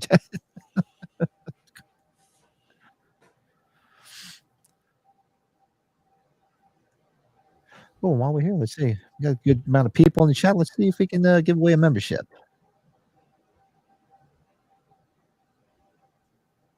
Let's see who's going to get a membership tonight.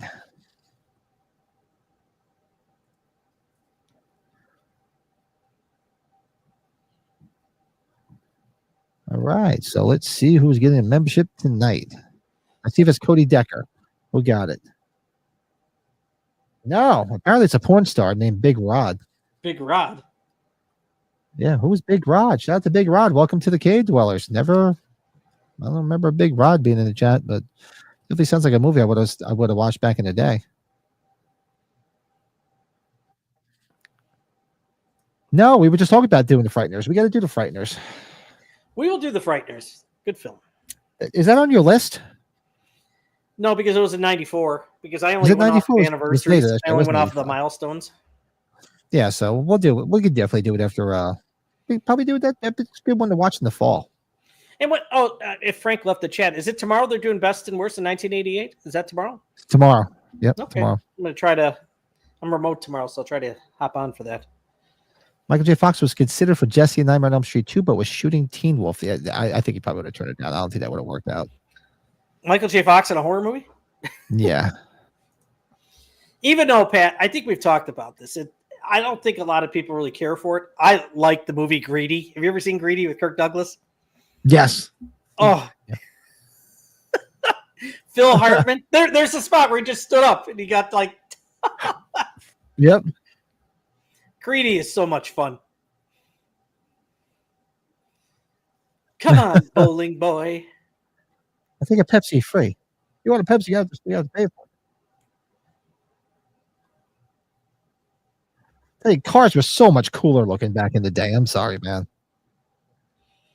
Oh, good. Bill, you like Greedy? Oh, man. Yeah, Phil Hartman. Man, I was so surprised, Pat. Did you not? You didn't watch the Pee Wee Herman documentary, right? The 2-part documentary yet? On what? On who?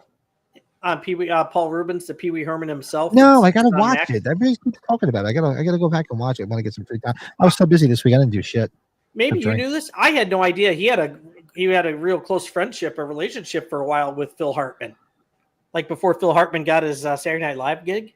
It's like, oh man. That's always happy to give the Big Rod. Hey, I give back to the community. That's the way it is. 96? Sorry, James. I was way off. So next year it'll be 30 years. So Samsonite. Get my ears mixed up, Pat. Is that what happens when you get older? I'm such a dick. I'm sorry. Such a good old man. Frank feels like a teabag? Who are you teabagging? Who you teabagging? Oh yeah, cars nowadays have no style. I'm sorry. Classic cars, muscle cars. The best was Marty trying to put on the brake for that skateboard. It wasn't going to work. Hey, Ronnie, what's shaking? Great line in Greedy. No shitting a sailboat. That's a shock. That's just a fucking catastrophe. Yep. That's when they figure out there's no money. That's right. Huh? Ronnie. Yeah, good call. Phil Hartman is the greatest SNL cast member of all time. It's not even close. I love me some Phil Hartman, but I'm sorry. I'm a big John Belushi fan. That is from that. Come on, bowling boy. I just know when Kirk Douglas gets Michael Douglas in the freaking pool, he's got him underwater holding his legs up. Oh! Nancy Travis is in that. Remember Nancy Travis? Nancy Travis, man. You want to see Nancy Travis? Watch her in Married to the Mob. Oh, Married to the Mob. She's in the hot tub with Alec Baldwin. And she's in what? She's in her birthday outfit, looking damn good. Wasn't she in The Vanishing? Jeff Bridges, right? And is that Kiefer Sutherland? And who's the girl? That's the early Sandra Bullock, right? That's the girl that goes vanishing. Yes, exactly. Yeah, I was gonna say. I knew she was the one. I knew it wasn't her that went missing. Good movie though, man. Oh, speaking of Phil Hartman, though, it was before saying it, like Blind Date, right? Blind Date. I'm looking at it right now. Look at that right now. Honest to God, knockout. The fucking boxer with no teeth. Who was the wife? I can't remember who the wife was. His wife. That's the same wife. That's John Candy's wife from Great Outdoors. Remember? That's it. Yes. She has like one scene in Sideways too. She's been in some stuff.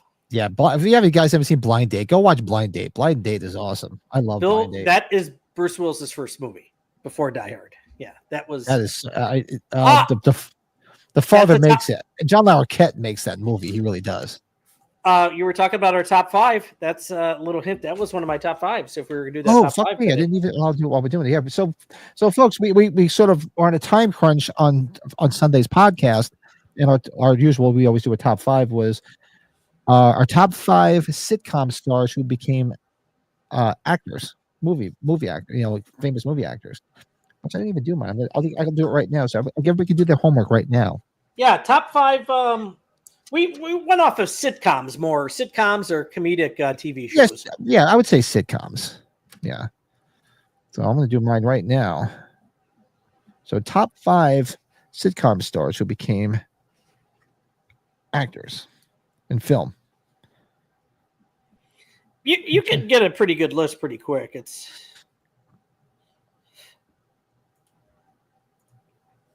Greedy is so fun. I was trying to. Oh God, Greedy! You know who directed Greedy, Pat? Jonathan Lynn, who directed Clue, My Cousin Vinny. Oh, Nuns on the Run. Oh man, Nuns on the Run. Nuns on the Run's fun.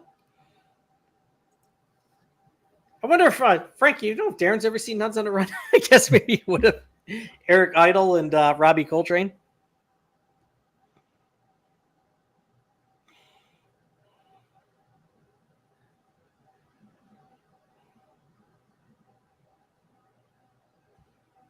Let's see. I'm doing some research, so I'm not forgetting any of them.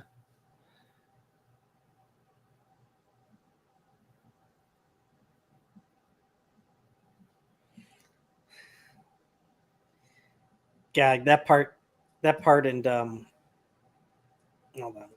That part and Greedy when they say at the end, it's like, Frank, yeah, you're blurry. this is kind of, yeah, I know why. I'm trying You're to get blurry, man.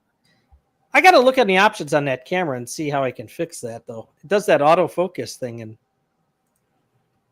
Michael J. Fox has appeared in a very cult classic Disney movie, Atlantis: The Lost Empire, which was the very last movie that Jim Varney was in. Never saw it. I was too old to see Disney. I was never a Disney person. I didn't even watch like Disney shit. Just never appealed to me. Jim Varney, Beverly Hillbillies. Rumor has it Cody Decker was considered for the role of Biff Tannen, but he kept breaking character by singing "Set the Night" to music. That damn Cody Decker.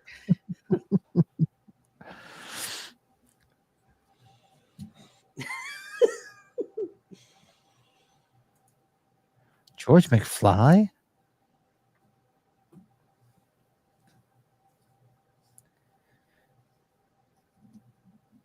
George McFly. I think like the guy in the second Back to the Future. I think he grabbed his wallet. I think he got his wallet.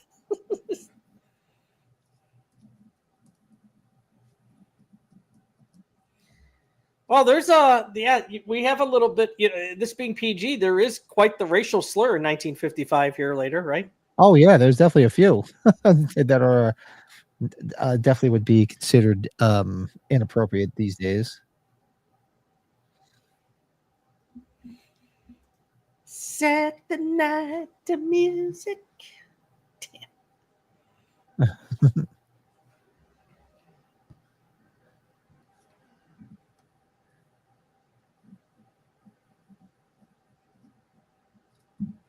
All right. So I just did my homework. I did some research and I got them all. Oh, James threw his in there. James top 5. Number 5, Tom Hanks. 4, Robin Williams. 3, John Goodman. 2, Jim Carrey. And number 1, Michael J. Fox. Nice. Okay, Pat. Good. What do you got, bud? You want to start with your number 5? My number 5 is from what I remember, he got his start on Facts of Life. Mr. George Clooney. Yeah, good one. I I wouldn't say he's number 5 just for the success rate after Fresh Prince of Bel-Air. I got to put Will Smith down just. I for did what by he's- actors that I like and that are pretty big. And I was going to put him on the list, but he's such a douchebag after the fucking nonsense he pulled. I wouldn't throw him on any list. I would wipe my ass with him. Well, why don't you? You got that one snippet still? I still put it on there. I like the Bad Boys, at least 2 of the bad. Yeah, I was going to put him on there, but I'm like, he can go suck a dick. He's a douchebag for the shit he pulled. They should have took that Oscar and threw it out the door after that nonsense. What's your number 4? My number 4 is the actor I love watching on Taxi, and it was a toss up between Christopher Lloyd, but Danny DeVito, great, so many great movies. Oh yeah, I mean Christopher Lloyd was great in like this and some other films, but Danny DeVito just had so many other better roles. He did more iconic roles, I should say. My number 4. I don't think a lot of people really care for him, but I think he's getting a lot more people are enjoying him over the last few years. It's our boy Woody Harrelson, because he was in Cheers. Yeah. But I love Kingpin to death. Natural Born Killers. White Man Can't Jump. I watched that movie like nonstop for a while in the early 90s when I was playing basketball quite a lot. But my mom would probably be pissed with me, Pat, on that one, because I think I've told you the story where she rants and raves about him because Demi Moore picked Woody Harrelson over Robert Redford in A Decent Proposal. My mom says that's the biggest bullshit ever. Nice. But Kingpin and The True Detective first season with him and McConaughey is that's must watch. If people haven't seen that, you got to watch that. Acting's phenomenal. The story is very bizarre, but it's well worth watching. So, what's the top 5 again, Pat or Bill? It's top 5 sitcom actors, right? From sitcom TV shows that have turned into high profile, I guess, movie actors, right? Exactly. So Woody Harrelson, number 4, buddy. Kingpin, baby. Brother Munson. I want to get Munson down here. All right, so my number 3 is the man we're watching tonight, Mr. Michael J. Fox. Yeah, he's probably one that we're both going to have on there. That's right. Yeah, I would think, depending on where you land. And I just put these, like I said, in order of like the actors that I really like the most and thinking about the films I like and the ones that they were in. But I have to say Michael J. Fox is my number 3. Good one, Herbert. I didn't make my list, but yeah, Billy Crystal, sure. Oh, shit. That's a good one. On soap. We were just talking about my number 3. I share a birthday with him, and it is Bruce Willis. It's a damn shame. We're not going to see him do anything anymore. I was really hoping, Pat, that he could have a proper closure on the John McClane character because that last Die Hard movie was god awful. But hey, it is what it is, man. He's done so many big movies, and fortunately, towards the end there, he was just doing nothing but B movies too. It's like, damn. But yeah, Bruce Willis, man, icon, man. Yeah, so that's a good one too. It's hard. This was hard to narrow down the 5. That's why I was like, ugh. So for me, my number 2, guys, got to start dressing up in drag. Bosom Buddies, Tom Hanks. That's your number 2, huh? That's my number 2. You can't argue that. I mean, start out dressing in drag and won 2 Oscars, for God's sake. My number 2 was your number 3, and that is Michael J. Fox.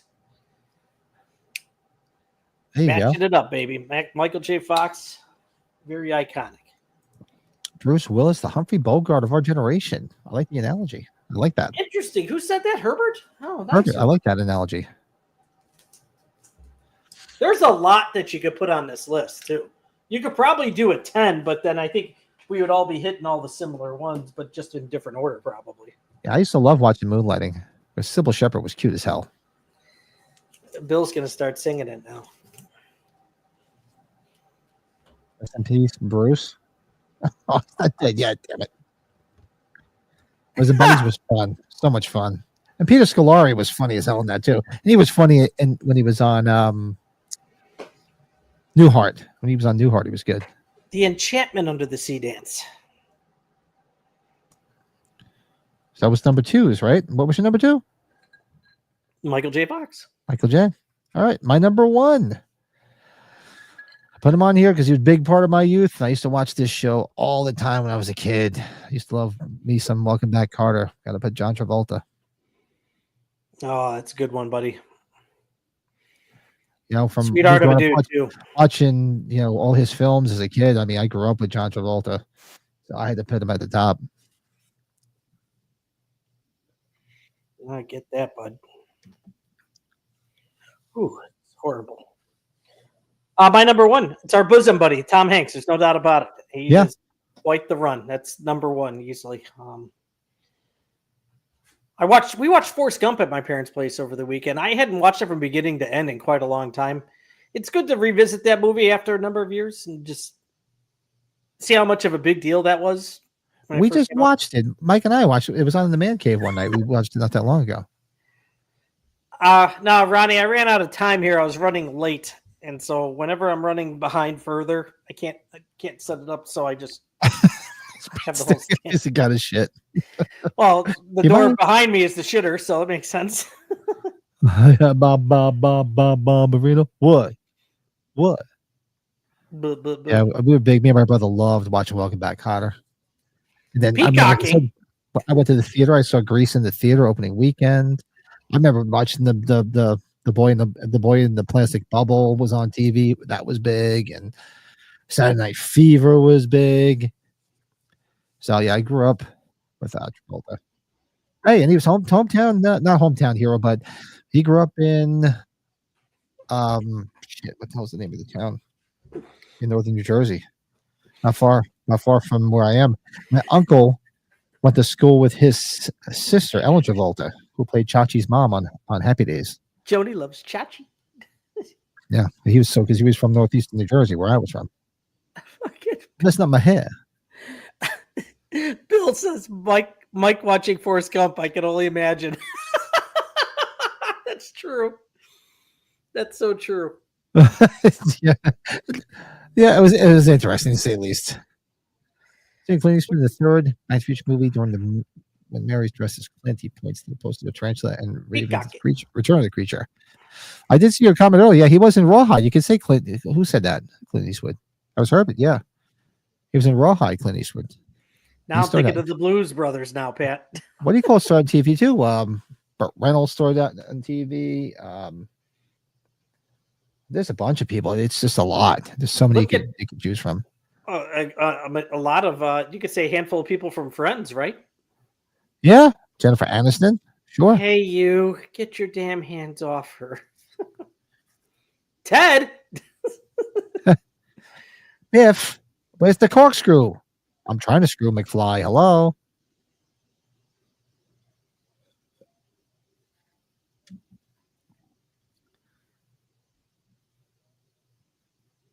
You leave her alone.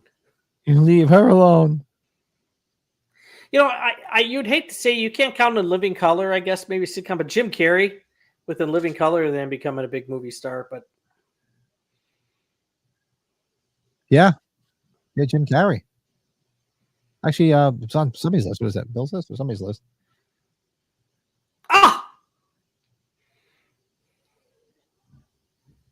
Yeah, Pierce Brosnan. That was one of my mom's other. She loved watching Remington Steele. But the girl on Remington Steele, the other girl that he eventually married on the show, she was hot as hell. I forget who she was. The brunette. She was cute as hell. Michelle cries during Forrest Gump. Really? Well, it's got its moments. I can't argue that, especially when Jenny dies. Right? Look at his fist.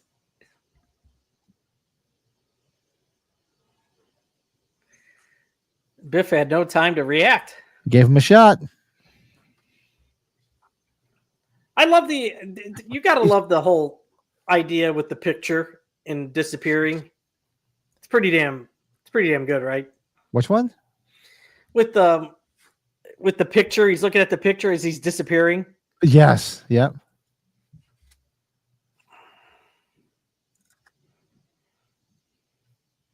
Hey, you. She can use a little sun here. That's about it. She's very pale. But still hot as hell. Take your clothes off.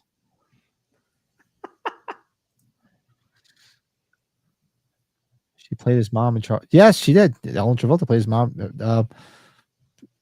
Scott Bale's mom in Charles in Charge. That's right. With a very extremely hot Nicole Eggert in that show. Wow. Before she was in Baywatch. Damn. Timestamp. We're hitting 1 hour, 24 minutes and 18 seconds and 31 minutes left.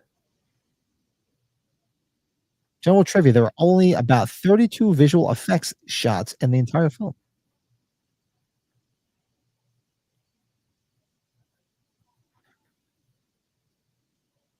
Man, the dance. Oh, I can't play. I can't play the guitar. This is your brother, Marvin Berry. He's like, he gives that look like that's pretty good. Anyway.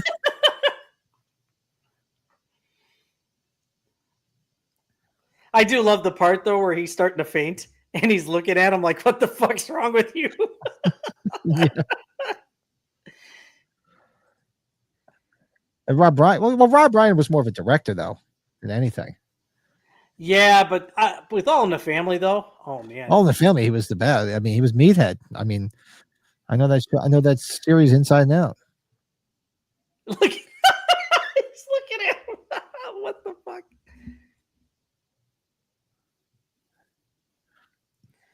Wasn't this He's disappeared. that's Courtney Gaines right there, right?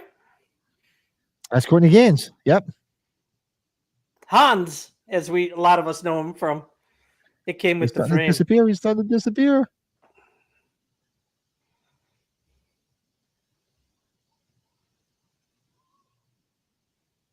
You know, shit. Come on, George. Grow a set. I don't think I had Courtney Gaines sign that damn poster. Ted. Let's see if Lorraine thinks I'm a dead fuck tonight. Well, in all fairness, though, George McFly does pretty damn good in Friday 13th Part 4. Does well for himself, man. He tagged the friggin' twin. Maybe if he tried hard enough, he could have did both twins. What's in the stellar hair, Klopek? Yeah. Yep. Rob Reiner is Marty DeBerg. Yeah. Oh, that's oh shit! I forgot about that last weekend. They had Spinal Tap in theaters for one weekend only. I forgot all about it. Yeah, they did. Malachi. Hey, you know what, Pat? He walked Why behind not? the Why ropes. not throw Christina Applegate on there because she had a good film run. She did. Yeah, there's a bunch of them. Something that cooks.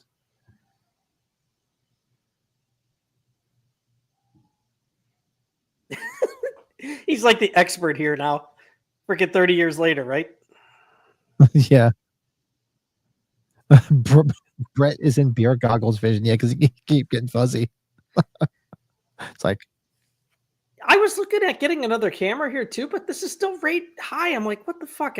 There's got to be a spot to turn autofocus off. there's got to be yes, I know most camera settings have autofocus. Mine has it too, and I just shut it off. Here we go. Come on, when you first saw this, like, or the first few times you saw this, you're like, people are going crazy when he's doing this here, though. This is fun.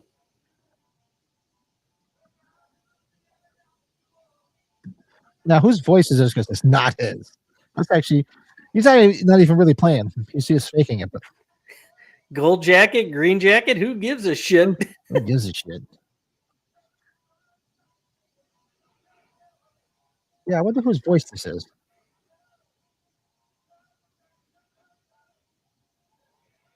Is he on the phone? That's going to be coming up here, right? Well, listen to this. Listen to this. This is your brother, Marvin Berry.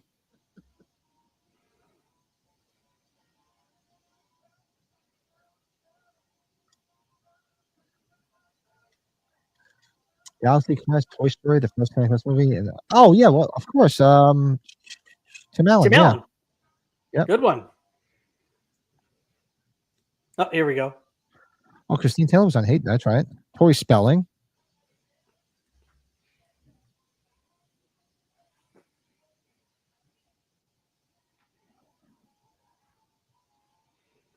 It.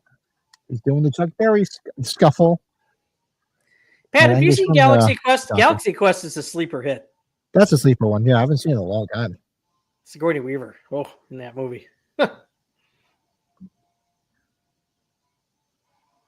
They're all looking at him like, what the fuck? The what do you call it? The captions says playing some type of chords. Now it says playing the heavy metal riffs. Wait a minute. Who brought up Hey Dude? Yippee ki Fuck it. I loved Hey Dude when I was a kid.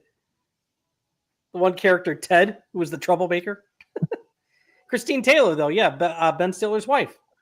Salute your shorts. Yeah, I remember my son used to watch that. Is everybody in a standstill here? What the fuck? He's just like, what was that? I like later times like, that was very interesting what you're playing. Family Guy, this scene was in the 80s, and it was Rick Astley's cousin Marvin Astley that called him when Brian the dog performed Never Gonna Give You Up. That's right. I listened to Christine Taylor does a podcast with the character that played Ted. They have people from the 90s on and stuff, and they've had Hey Dude reunions a couple different times. Hey Dude. Cool. Yeah, exactly. Guess you guys aren't ready for that yet, but your kids are gonna love it. Kids are gonna love it. Oh, do you have any of your stuff you want to show? Any posters? Pictures? I sent you the pictures. I've sent you our cosplay from Chiller Theater. Stuff. Let me see. I'm going to bring up the stuff that Brady has. We have another. Looks like I just sent you the poster for now. I don't think I've. Yeah, let's see here. Oh no, I'm looking at Jordan's here. I gotta check that out. I'll bring that up too.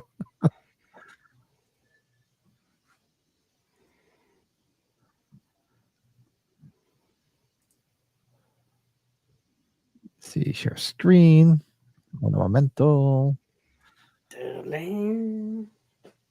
Yeah, Hey Dude was a lot of fun. So there was Brady's signed Back to the Future poster, and who's it signed by? So we got Michael J. Fox, Leah Thompson, Claudia Wells, Christopher Lloyd, Dean Cundy, Bob Gale. What's his name from Titanic? It was his first movie. Billy Zane. Thomas Wilson, James Tolkien. So there's like a lot of like the small like cameo actors that always are making appearances, but shockingly, I think I have more of the bigger people than I do of like the smaller people. So this right here is Michael J. Fox. Michael J. Fox right there, yeah. Yeah, as I say, it looks like trying to make it out. Bob Gale's right between his legs there. You can always tell Dean Cundy, Pat. Dean Cundy's right by his foot, his left foot. Yeah, Dean's he always puts ASC. Yep. Well, yeah, that's probably after the Halloween poster, Pat. This was like the next like cast signed poster I was starting to work on. Oh, that's the guy. That's the guy. Yes. No. So when Brett and I were at Chiller Theater last year, this was the guy doing the cosplay. Yeah, you can't. How good is that? You can't walk in front of Pat and I while we're impaired with that on. Look at this fucking guy. Yeah, we had way too many drinks already. We're like, dude, look at this guy. Oh God, that was so funny. Bob Gale, though, he made some good money that weekend. I'm sure he did. Yeah. Yeah. Oh, well, that's that thing we were talking about. Now you're seeing all the pictures you and I went back and forth on. The Crown Royal chocolate, which I was like, yeah, I know. shocked that they made. I was trying to take it off there, but for some reason my computer wasn't letting me do it. It's fine. If I go through the pictures, hold on a second. Davey, Make the Grade was great. I remember watching that in Double Dare on Nickelodeon quite a lot. Make the Grade, God, it was only on a couple of years. Double Dare, I remember watching a lot. Double Dare. You know what I liked a lot as a kid? Classic Concentration. Remember that with Alex Trebek? Did you ever watch that? Was a good one. Yeah, I used to love them. Remember, we used to. Our big thing was I remember going down visit my grandparents. They used to love watch Wheel of Fortune. Plus, Liz Vanna White was cute as hell, so she was easy on the eyes. Think of the fun you could have on Supermarket Sweep. That fucking joke of a show.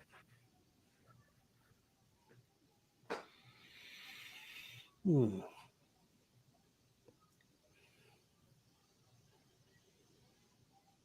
See, I'm trying to catch up on the chat, folks. Just looking. Uh-oh. It got unhooked. It got disconnected. Count Duckula. God, I remember Count Duckula. Great Scott. Oh, what would you do? That was the show. Wasn't that the Mark Summers show? Which I think that was the Mark Summers. I think that was it. That was the guy who was on Double Dare, right? Yeah, I think I've told you the story. Every time Mark Summers comes up with like my wife, she talks about how she was in Florida with her family on spring break, and Mark Summers bought her and her family ice cream. She says all the time. I'm like, Double Dare comes up. I'm like, I know, Lisa. Mark Summers bought you and your family ice cream. Double Dare, Finders Keepers. I was a fan of yeah. Oh, until she's a Playboy, yeah. Well, she was. Now, these shows we're all body, talking she about still looks here, good, man. She's got to be up there now, but she still looks good.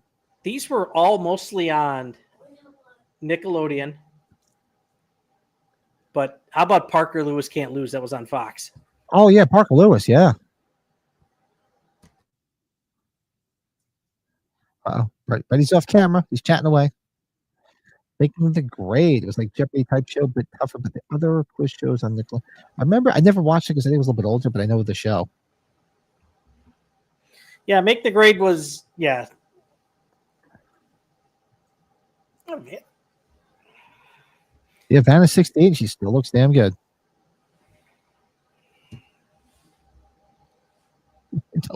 Eat it. Salute Your Shorts. There was also what? Adventures of Shorts, Pete and yeah. Pete. Remember Adventures of Pete and Pete? We were talking about the other day. I remember watching with my son. What the hell was the show he liked? Hey Arnold. Football Head.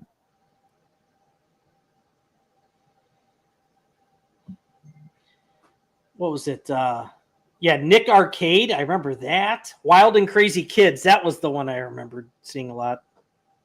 Yeah, True Sticker. We should make that one up. But you can't do that on television. Dang. Look at Jordan.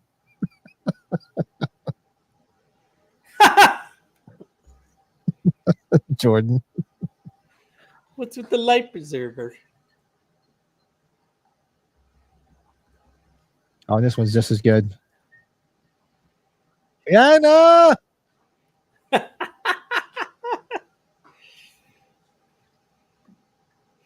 Classic.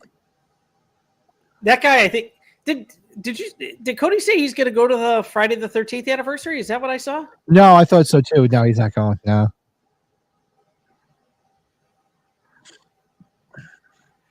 That's right, Slasher Fred, and it became a full show. Yep, I remember that.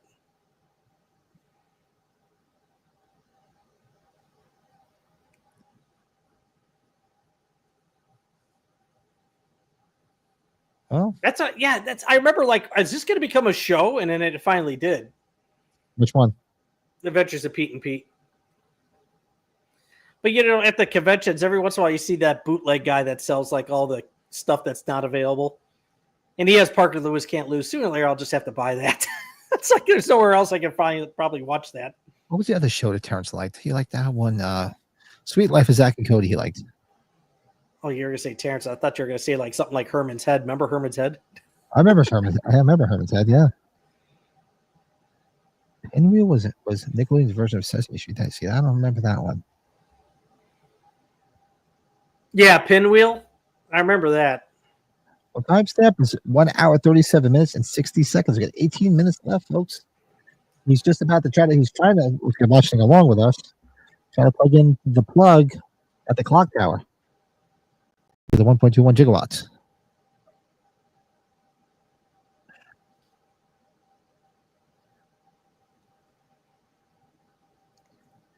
Another underrated show Nick, I remember, was 100 Days with Eddie McDowd. It was about the mean kid who was turned into a canine and he can only communicate with his best victim. I don't remember that one. It was on Nickelodeon? I don't know. I don't remember that. I remember Red Shoe Diaries. I remember Red Shoe Diaries. Jesus. Red Shoe Diaries. Was there like, how many of those were there? Oh, you got a bad storm? Yeah, you got some bad weather down there, down by Philly, because it was nasty here. It looked like the sky was open. I mean, like it was so soupy out. It looked like it was going to really pour. It rained a little bit. It might be raining now, but it wasn't raining when we came on. Well, Pat, if I'm going to go do that Rocky run in November, I might have to give Dean a heads up. Maybe say hello to Dean. So was it this November you're going to do it? I'm getting more and more motivated. Ask me by the end of July, because I'm a good week plus in of really keeping things in gear. How about that? Yeah, well, let me know. After that beer tasting really kind of screwed me up. It screwed us all up. Well, actually,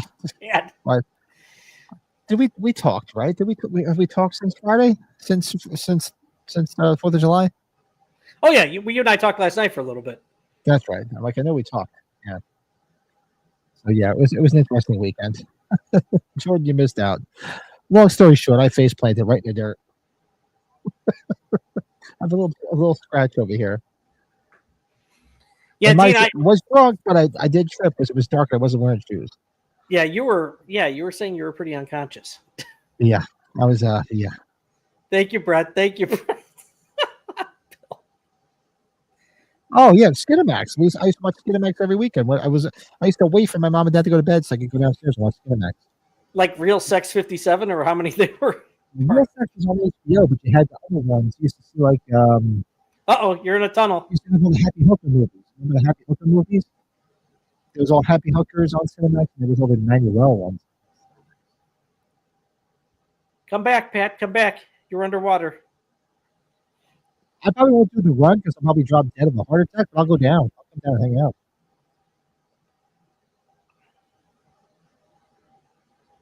Definitely. We'll definitely hit you up, Dean. Well, I'm probably going to go to, I don't know, the Monster Mania in August is usually down by you. Maybe I'll go to that, depending on what's going on. Yeah. I got to find out. We just booked a vacation. The wife just booked, so I'll be away the last week of this month. We're taking the trailer out for a week. The one that the Chiller, or not Chiller, Monster Mania and what's the town? Crown. What's the name of the town again? It's always Cherry Hill. Yeah, Cherry Hill. Like the one in November, I think that's in that big mall place towards Philadelphia that you went to the one time. That's like towards the end of November, so I'd be missing out on that. Uh-huh. Oh God, Bill, you're such an animal. I was really trying to think back why I did that. And I think it was when we were making fun of Goldfinger. You were making fun of Goldfinger Brewing. I could be wrong. Because you were definitely, your tolerance was much better than mine at that time. Yeah, well, you know, Dean, I'll probably hit it. I'll hit it Buck Flowers. Drunk drivers. There he is. Later, boys. I knew I put this on, I'd be president. Yep. Bye, boys.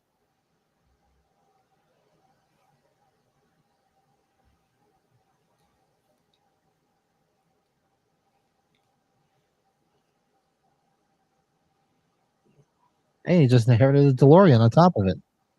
You did.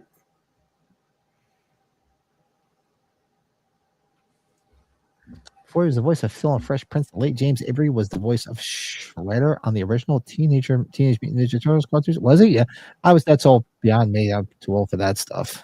I can't even speak. Teenage Mutant Ninja Turtles. Yeah, it was something I didn't watch because it was past my age group. Well, yeah, because I was too young. I was too old. I'm thinking, this is the Libyans. I'm saving my tolerance when I'm with Bill at Flashback Weekend.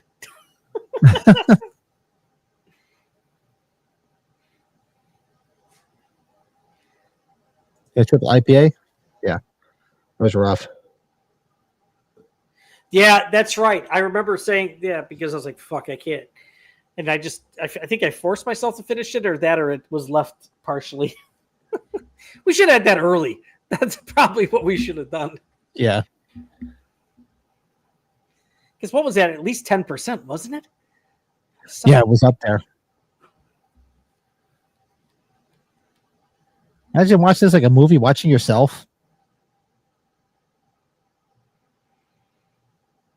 Herbert, thank you. Hey, That's crazy good shit. talk. Now, Herbert, thanks for hanging out, man. Good to see you, man. Yeah, we got a good. We had about a good 20+ people to chat at one time. That's cool. Yeah, I know. I gotta be back. Ugh, I gotta go out just outside of Trenton tomorrow, Trenton, New Jersey. Ugh, a 2-hour drive each way.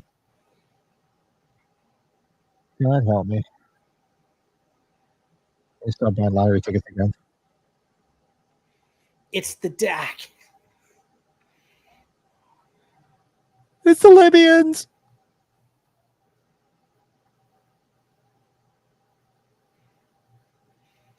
I remember when, like, I think it was a PlayStation 2 game had come out. It was such a big deal for Back to the Future. See, Marty's not realizing. Look, there's no blood, and all you see is black, so you know he's wearing a vest.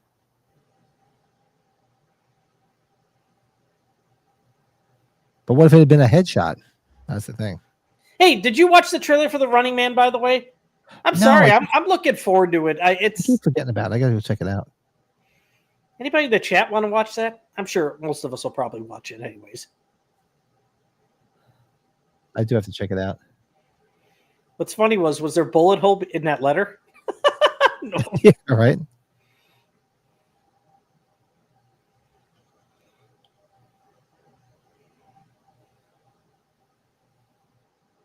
What about all that talk? Ah, what the hell?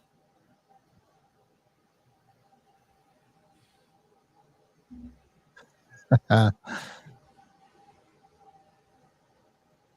have these Back to the Future chimes. Text alert? Oh, Azure text alert. Gotcha. You never saw the original Running Man, Michael? Really? Oh, really? We did a watch along already of the Running Man. Let's see if we do it again, but I know we did it. Well, Jordan, there's like a couple different versions of triple IPA, but we had like a high ABV one. There's also hazy triple IPAs, which are outstanding, but it's like a full meal, dude. Like that the brewery that we have out here, that Bill and I like some of their stuff from Hop Butcher. They're rated so high. They have some triple IPAs that are just awesome, but it's like they're like full fucking meals, dude. Oh, Julia, what's up? Where you been?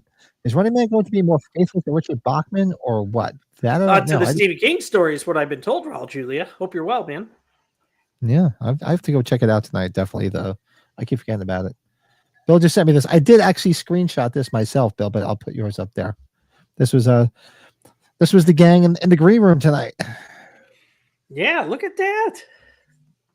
Got our buddy Lurch. There's Cody. There's not Cody. I was about to say Cody Decker, Jordan Decker.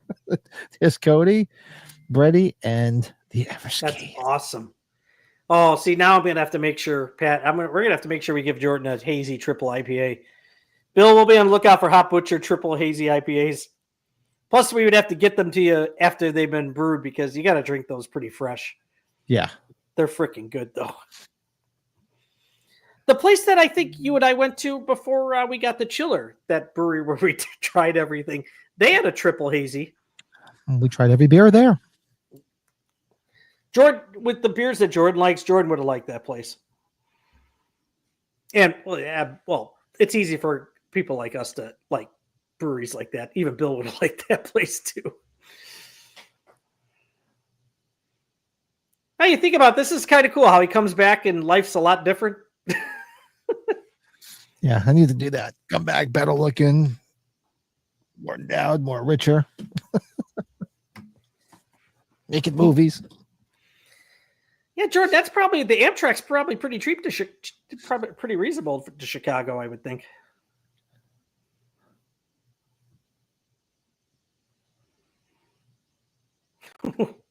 Fucking horny. Yeah, you should do that, Jordan. I think we're working on, so obviously Ringstock's not going to be the first weekend in August, and I'll be away. So it might be the third weekend in August now. Ted.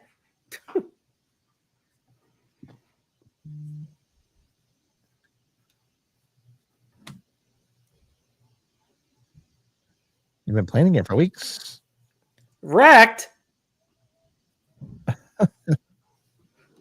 Why does the brother like think he's entitled to be told what the hell happened with the car? I know. Why wasn't I told?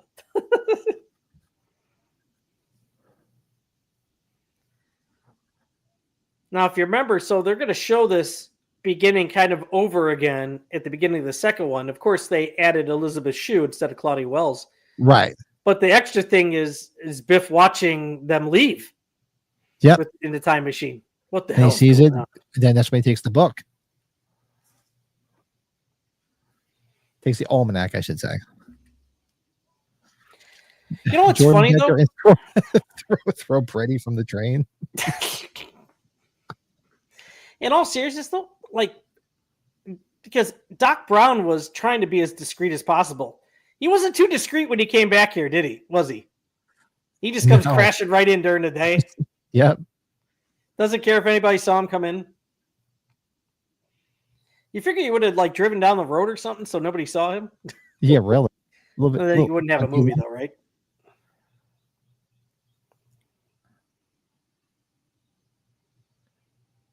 This was before you had crew cabs, right? Because crew cabs weren't a thing back in the 80s yet, right? No, because even my car, mine was a 94 Mazda. It was like a Ranger, and it just had the extra cab part. It had jump seats in it. The best is I haven't. I have it. Remember how they re-edited that for the second one? Why did she come back in part 2? There was a scheduling thing I thought I remember seeing in an interview when they were doing the making. I could be wrong, but I thought it was a scheduling thing, which it's like, what the hell did Claudia Wells do besides that? Seriously, I'd be like, you were in the #1 film of 1985. You cancel what you're in. She had something, though. It wasn't like she didn't get, there was something. Should go back and look at that. But the whole thing was with Crispin Glover, like wanting his face was in it and they had to take it all out. You know that whole story. Yes. Yeah. You wanted more money. Mr. Fusion. There's a Miller High Life for you. Oh, you have the almanac? Yeah, I saw that they printed like almanacs. Settle for less junk to pay for. I'm right there with you, man. At the end of the month, I'm like, what is all this shit I'm paying for? Whatever it is, it's just one of my Cub bands here, Bill. I'm sorry. Do we turn out to be assholes? No, it's your kids. And they sell that hologram license plate too. They sell everything. Where we going? We don't need roads. Sean Franklin, what's going on? Hi, Sean. You like Freddie? Yeah, who doesn't? Michelle, good night. Thanks for hanging out. It's always good to see you in the chat. Look at that. That is Back to the Future. That is a 10, baby. Yeah, I don't think we've watched too many 10s, have we? No, this movie is a 10. It's all right. Such a good movie. I cannot believe this is 40 years old. It's fucked up. Is that true, Michael? Her mom was diagnosed with cancer. That's why she wasn't in the second one? It was something, Michael. Thank you. Wow. Yeah, I can see that. She couldn't make it. She couldn't be a part of it for whatever reason. It wasn't that like they didn't ask her, or it wasn't like that. I knew that. That would have been like, what about the future? To become assholes? I'd be like, yes, you become assholes.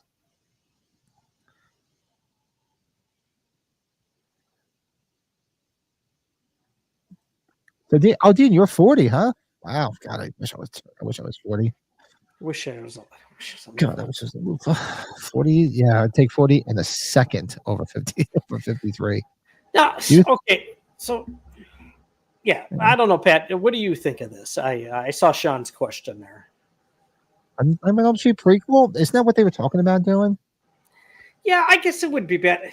My problem with anything Elm Street now, it's just as much as I didn't mind what's his name in the remake, like Robert Englund's Freddy Krueger. It's just like he doesn't wear a mask, so you can't really disguise him too well. It's just anything Nightmare on Elm Street related. It's so hard, Pat. To me, it is. It's just me. I mean, what's going to be the janitor, and he's going to be like touching kids and stuff. It's just I don't know. It's a slippery slope. I tell you, man, I will say the Bad News Bears guy, he did pretty good. I liked Jackie Earle Haley. I didn't think he was the problem in that film. I really didn't. I still get a kick out of him trying to cash that gigantic check in the one Will Ferrell basketball movie. You son of a bitch. Who's got $10,000? Did you take that big check to the bank? Oh, they said they couldn't cash it. I mean, Kruger is Kruger. I mean, you can't put it down with him. He's the man. Yeah. But I don't know. I think it was bad. You got a couple minutes to hang out, Pat? Yeah, just a couple minutes, sure. And then I'm going to get those kids off the bed and then see where we all lay. Well, while you do that, I'm going to go take a quick leak. Hold on a second. Entertain the troops. I'm going to entertain the troops. Anybody in the chat? Did you guys see the Back to the Future 2 and 3 in the theater when it came out in 1990? I remember being super stoked to see him as a kid. Let's see here. Dean, wow, I thought you were closer. I'm 35. Cody, you're 35? Wow, okay. Yeah, I get that. Raul Julie, I'm 41. What would you do if you were me? 41? I don't know. Jackie, I tried. The bank won't cash. Maybe you know that movie. I love that movie. That's such a good movie. The Star Tropics or whatever the team was. Semi-pro. Oh, God, so good. Go rewatch the old music video for the Tubes. She's a beauty. The drummer has boobs. What? Okay, Davey, you saw 2 and 3 in the theater? Yeah. Do you have a preference with 2 or 3? Like, which one's better? I think a lot of people like 2 a lot better. I look at 2 and 3 as kind of equals, and they can't touch 1, but curious. Flint Tropics, thank you. Semi-Pro is a sleeper Will Ferrell movie, Dean. Yeah, I enjoy that. I'm so old I can't remember when I saw movies for the first time. Michael, damn. Gotta slap the bag and hit the hay. Peace out, folks. Jordan, have a good night, buddy. We will catch up. So we got a handful of stuff coming up here to watch. Like, I know Fright Night. We will catch Fright Night in August, if not maybe sooner. All right. Yes, I saw parts 2 and 3. Everyone freaked out at the end of part 2 when they showed the trailer for part 3. Yeah. I needed that. All right. So what's everybody saying in the chat? Sorry, folks. I drank a lot of water before I sat down before. I'm like, man, I got to pee. Oh. Yeah, the 2015 stuff. And yeah, Davey, Pat, and I've talked about it a few times. Like they were a year off about the Cubs because the Cubs were 2016.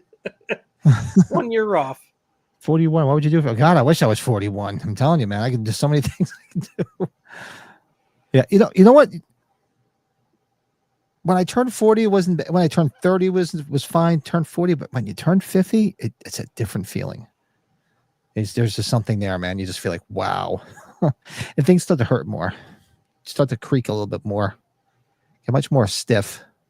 Not in a good way either. And what did they say? The colonoscopies start kicking. Yeah, go colonoscopy and all this other shit, and yeah, it's basically when your warranty expires and you got to start making sure you got to keep up on your oil changes and shit. Sucks. Yeah. Yeah, Sean. It's a good movie. She's a beauty. The drummer has boobs. And his bass drum. The drummer has boobs. I don't remember that. I know the video and the song. I don't. I read that and I was like, whoa. I'm like, what? Shit. Oh, they got their ass kicked. Hey, buddy. Peace out, brother. Hit the hay. Get some sleep. What did we see? Parts 2 and 3. What are we talking about? 2 and 3 in the theater. I brought up if anybody had seen 2 and 3 in the theater and did they Back to the Future? 2 or 3 better than each other? Like I kind of compare them both the same and just they're not as good as 1. That's what I was just saying. So yeah, I think a lot more people like 2 more than 3. Mm-hmm. I saw them all in the theater. Worked in the theater. Yeah, I prefer 2 over 3, but 3 is fun.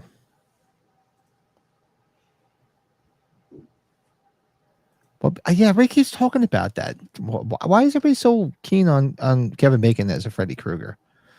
That would have been a topic if you didn't have the remake already, unfortunately, right? It's just... Yeah, I don't know. What, are you going to remake it again? You can't do that. Yeah, I don't know. I'm not saying you can't do it, but it's just... Is it going to really work? Yeah, 3 tends to be the one, if anybody's got a problem with, it tends to be part 3. Absolutely. Which, it's... I mean, if you like Westerns and stuff... Thank God we like didn't it. get a Back to the Future 5 like we were talking about the other night. Part 5's Yeah. a trilogy is the right way to go. I wish time worked differently. I wish it could go back in time. You know, to be honest with you, Pat, think about it now. Let's just say Back to the Future became something more recently instead of making new movies. Dude, it would have been great for streaming. You could have just done like seasons and done a handful of seasons. Well, that's the thing. Stories. I think that's why even Friday the 13th is realizing they're doing that. And I mean, they seem like they were all gung ho with the Halloween shit, and then all of a sudden, boom, and they just dropped the ball. Now it's like, it's just complete white noise. The perfect example, those Cobra Kai seasons, there's not a dull moment in those seasons of Cobra Kai. Like, if you were a Karate Kid fan, they're great, man. Yeah, I like Karate Kid, but I was never over, like that too into it. And I was even like skeptical when they said I'm like, they're coming out with a Karate Kid TV show. Well, my buddy Dan, who you've met, Bill's met, he always thought it was ridiculous because he's like, I always thought that the Daniel LaRusso Ralph Macchio character he called him a pussy. He's like, he's such a pussy. He's always crying. He's like, I can't stand it. Hey, but man, was I wrong? Yeah, that was it. One of these days, maybe I'll sit there and binge watch it. Maybe I tend to, you see me in the wintertime, I tend to watch a lot more stuff. Right now, it's just, when I come home from work, I'm doing stuff out. I want to be outside. That's why there's no, folks, that's why it's nothing but like live videos lately. It's mostly live streams because I usually, when the warmer weather is going on, I would like to be outside. Yeah, you'll be able to edit more when it gets colder. Yeah, when the cooler weather's here and the shitty winter weather comes, and there'll be a lot more stuff coming out. Yeah, there'll be more stuff coming because I get a little bit more free time coming up. But yeah, usually it's nice weather. I want to be outside. I don't want to be in front of a computer. If you gotta get up early in the morning, and if I have the kids to just make sure they get to bed, otherwise I'd say I'd meet up with you tonight. But you probably got to get up early, so yeah, we can do another night. You got stuff to do. I mean, I can probably hang out for a little bit. They're probably going to be up for probably another 45 minutes. So damn kids. Yeah, Kevin Bacon is way too old to play Freddy. I don't understand where that's coming from, but I love him. But I love seeing him who's in. Spaceballs 2. There goes the neighborhood. I know Spaceballs 2. God bless. Buck, almost 100 years old. 99, right? Yeah. Jordy. I know. Super chat. Thanks, buddy. Shout out to Lurch. Jordy, thanks, buddy. Yeah, I'm so glad that Lurch made it to chat tonight. It was awesome. Yeah, he was taking care of a load when we were live with them in the grave room. Yeah. Michael says, I got bored after 5 to 6. Oh, the first season, I guess, of the Cobra Kai. Yeah, I haven't heard that too much, but okay. Yeah, I get it. What'd you just pour, young man? Me? I just added the rest of the Diet Coke from it. I didn't add any more booze to it. So, what's to say? What are you pouring? I finished off the rest of my 1792 sweet wheat. There you go. Left of that. So. Sweet suffocation shirt, yeah. For those that know, Lish is a good friend of ours, and he made it to the green room. And unfortunately, he gets stuck working nights, so we don't get to chat with him all that often. But looking forward to hanging out with him in November. And Cody. Yeah, I was surprised. I thought Cody had met him, and he hadn't. And obviously Cody and especially Jordan, they've heard us talk about him a lot, so it was kind of like they kind of knew him, but they didn't know him.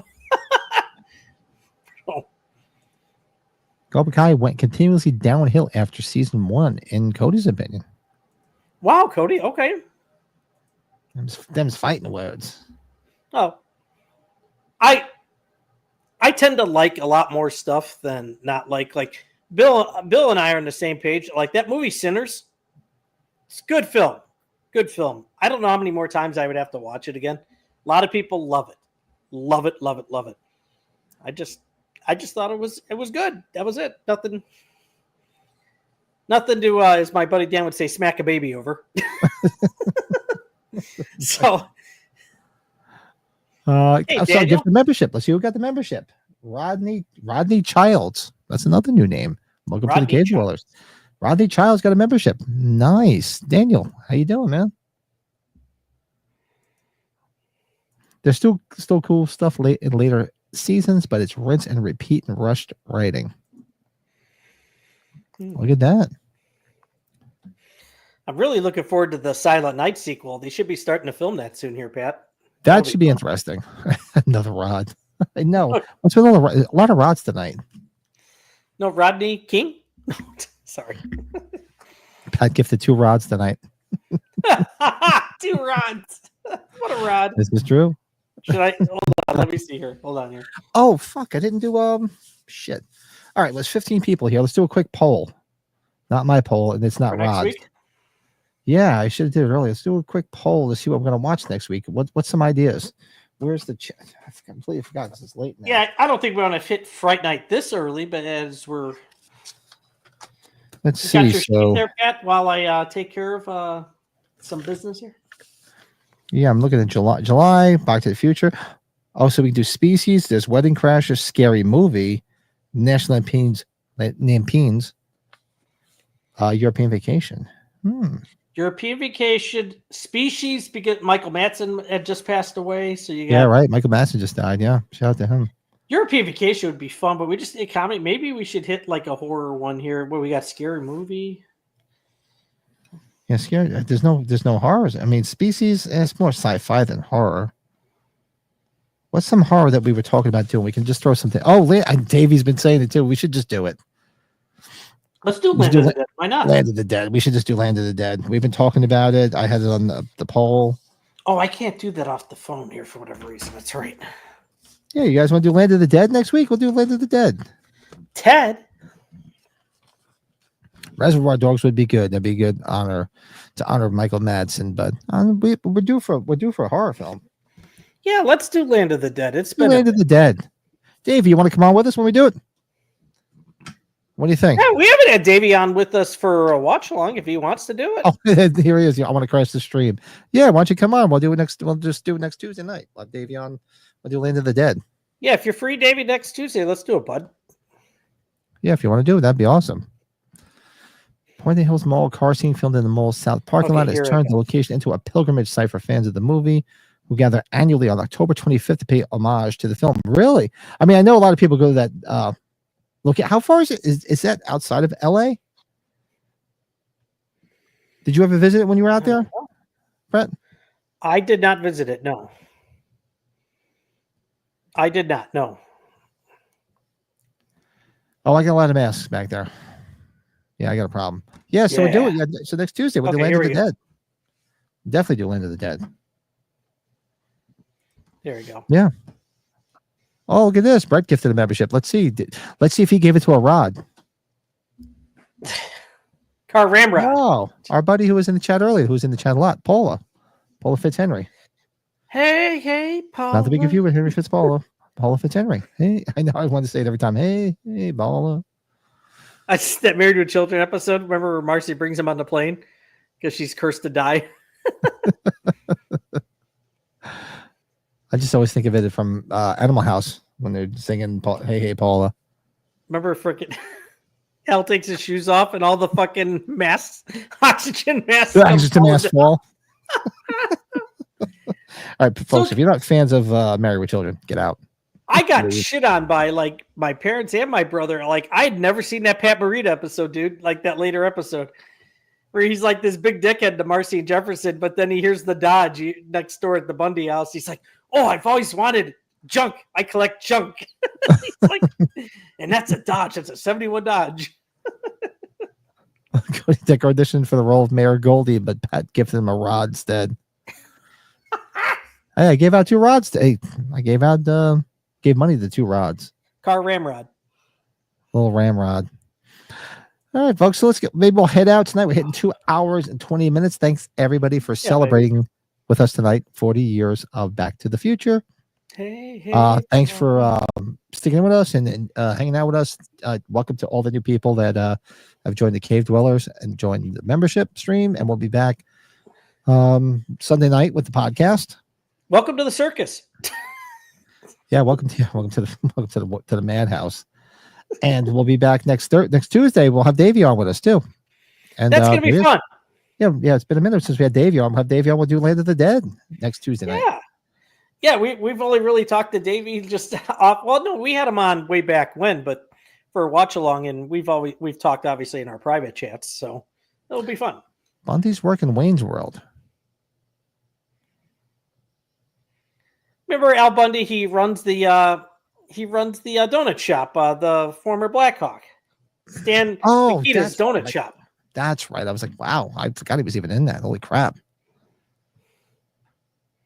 Wow. He's not even drinking. How dare you? See? Had a couple of beers, you'd be typing perfectly. 60 words a minute. I guess my drinks tonight are from because I didn't really have too much over the weekend. So yeah, so you get your money's worth tonight. a little bit. Nothing crazy. A little bit. All right, folks. So we'll see everybody. If nothing goes on between now and Sunday, we're due for a members only stream. We'll work on it and see how that goes. If you're free Friday night, I could probably do something Friday night.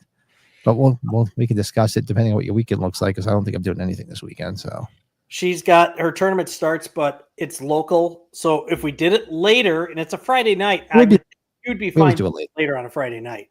Yeah, maybe we'll put something together if possible. And people are fucking around the internet on Friday nights. It's always fun. It's usually ugly. Nice. All right, everybody. Thanks again. Yeah. Like, comment, subscribe, all that fun, happy horse shit. And we'll see everybody on Sunday night. Good night, guys. Had fun. Good night. Later.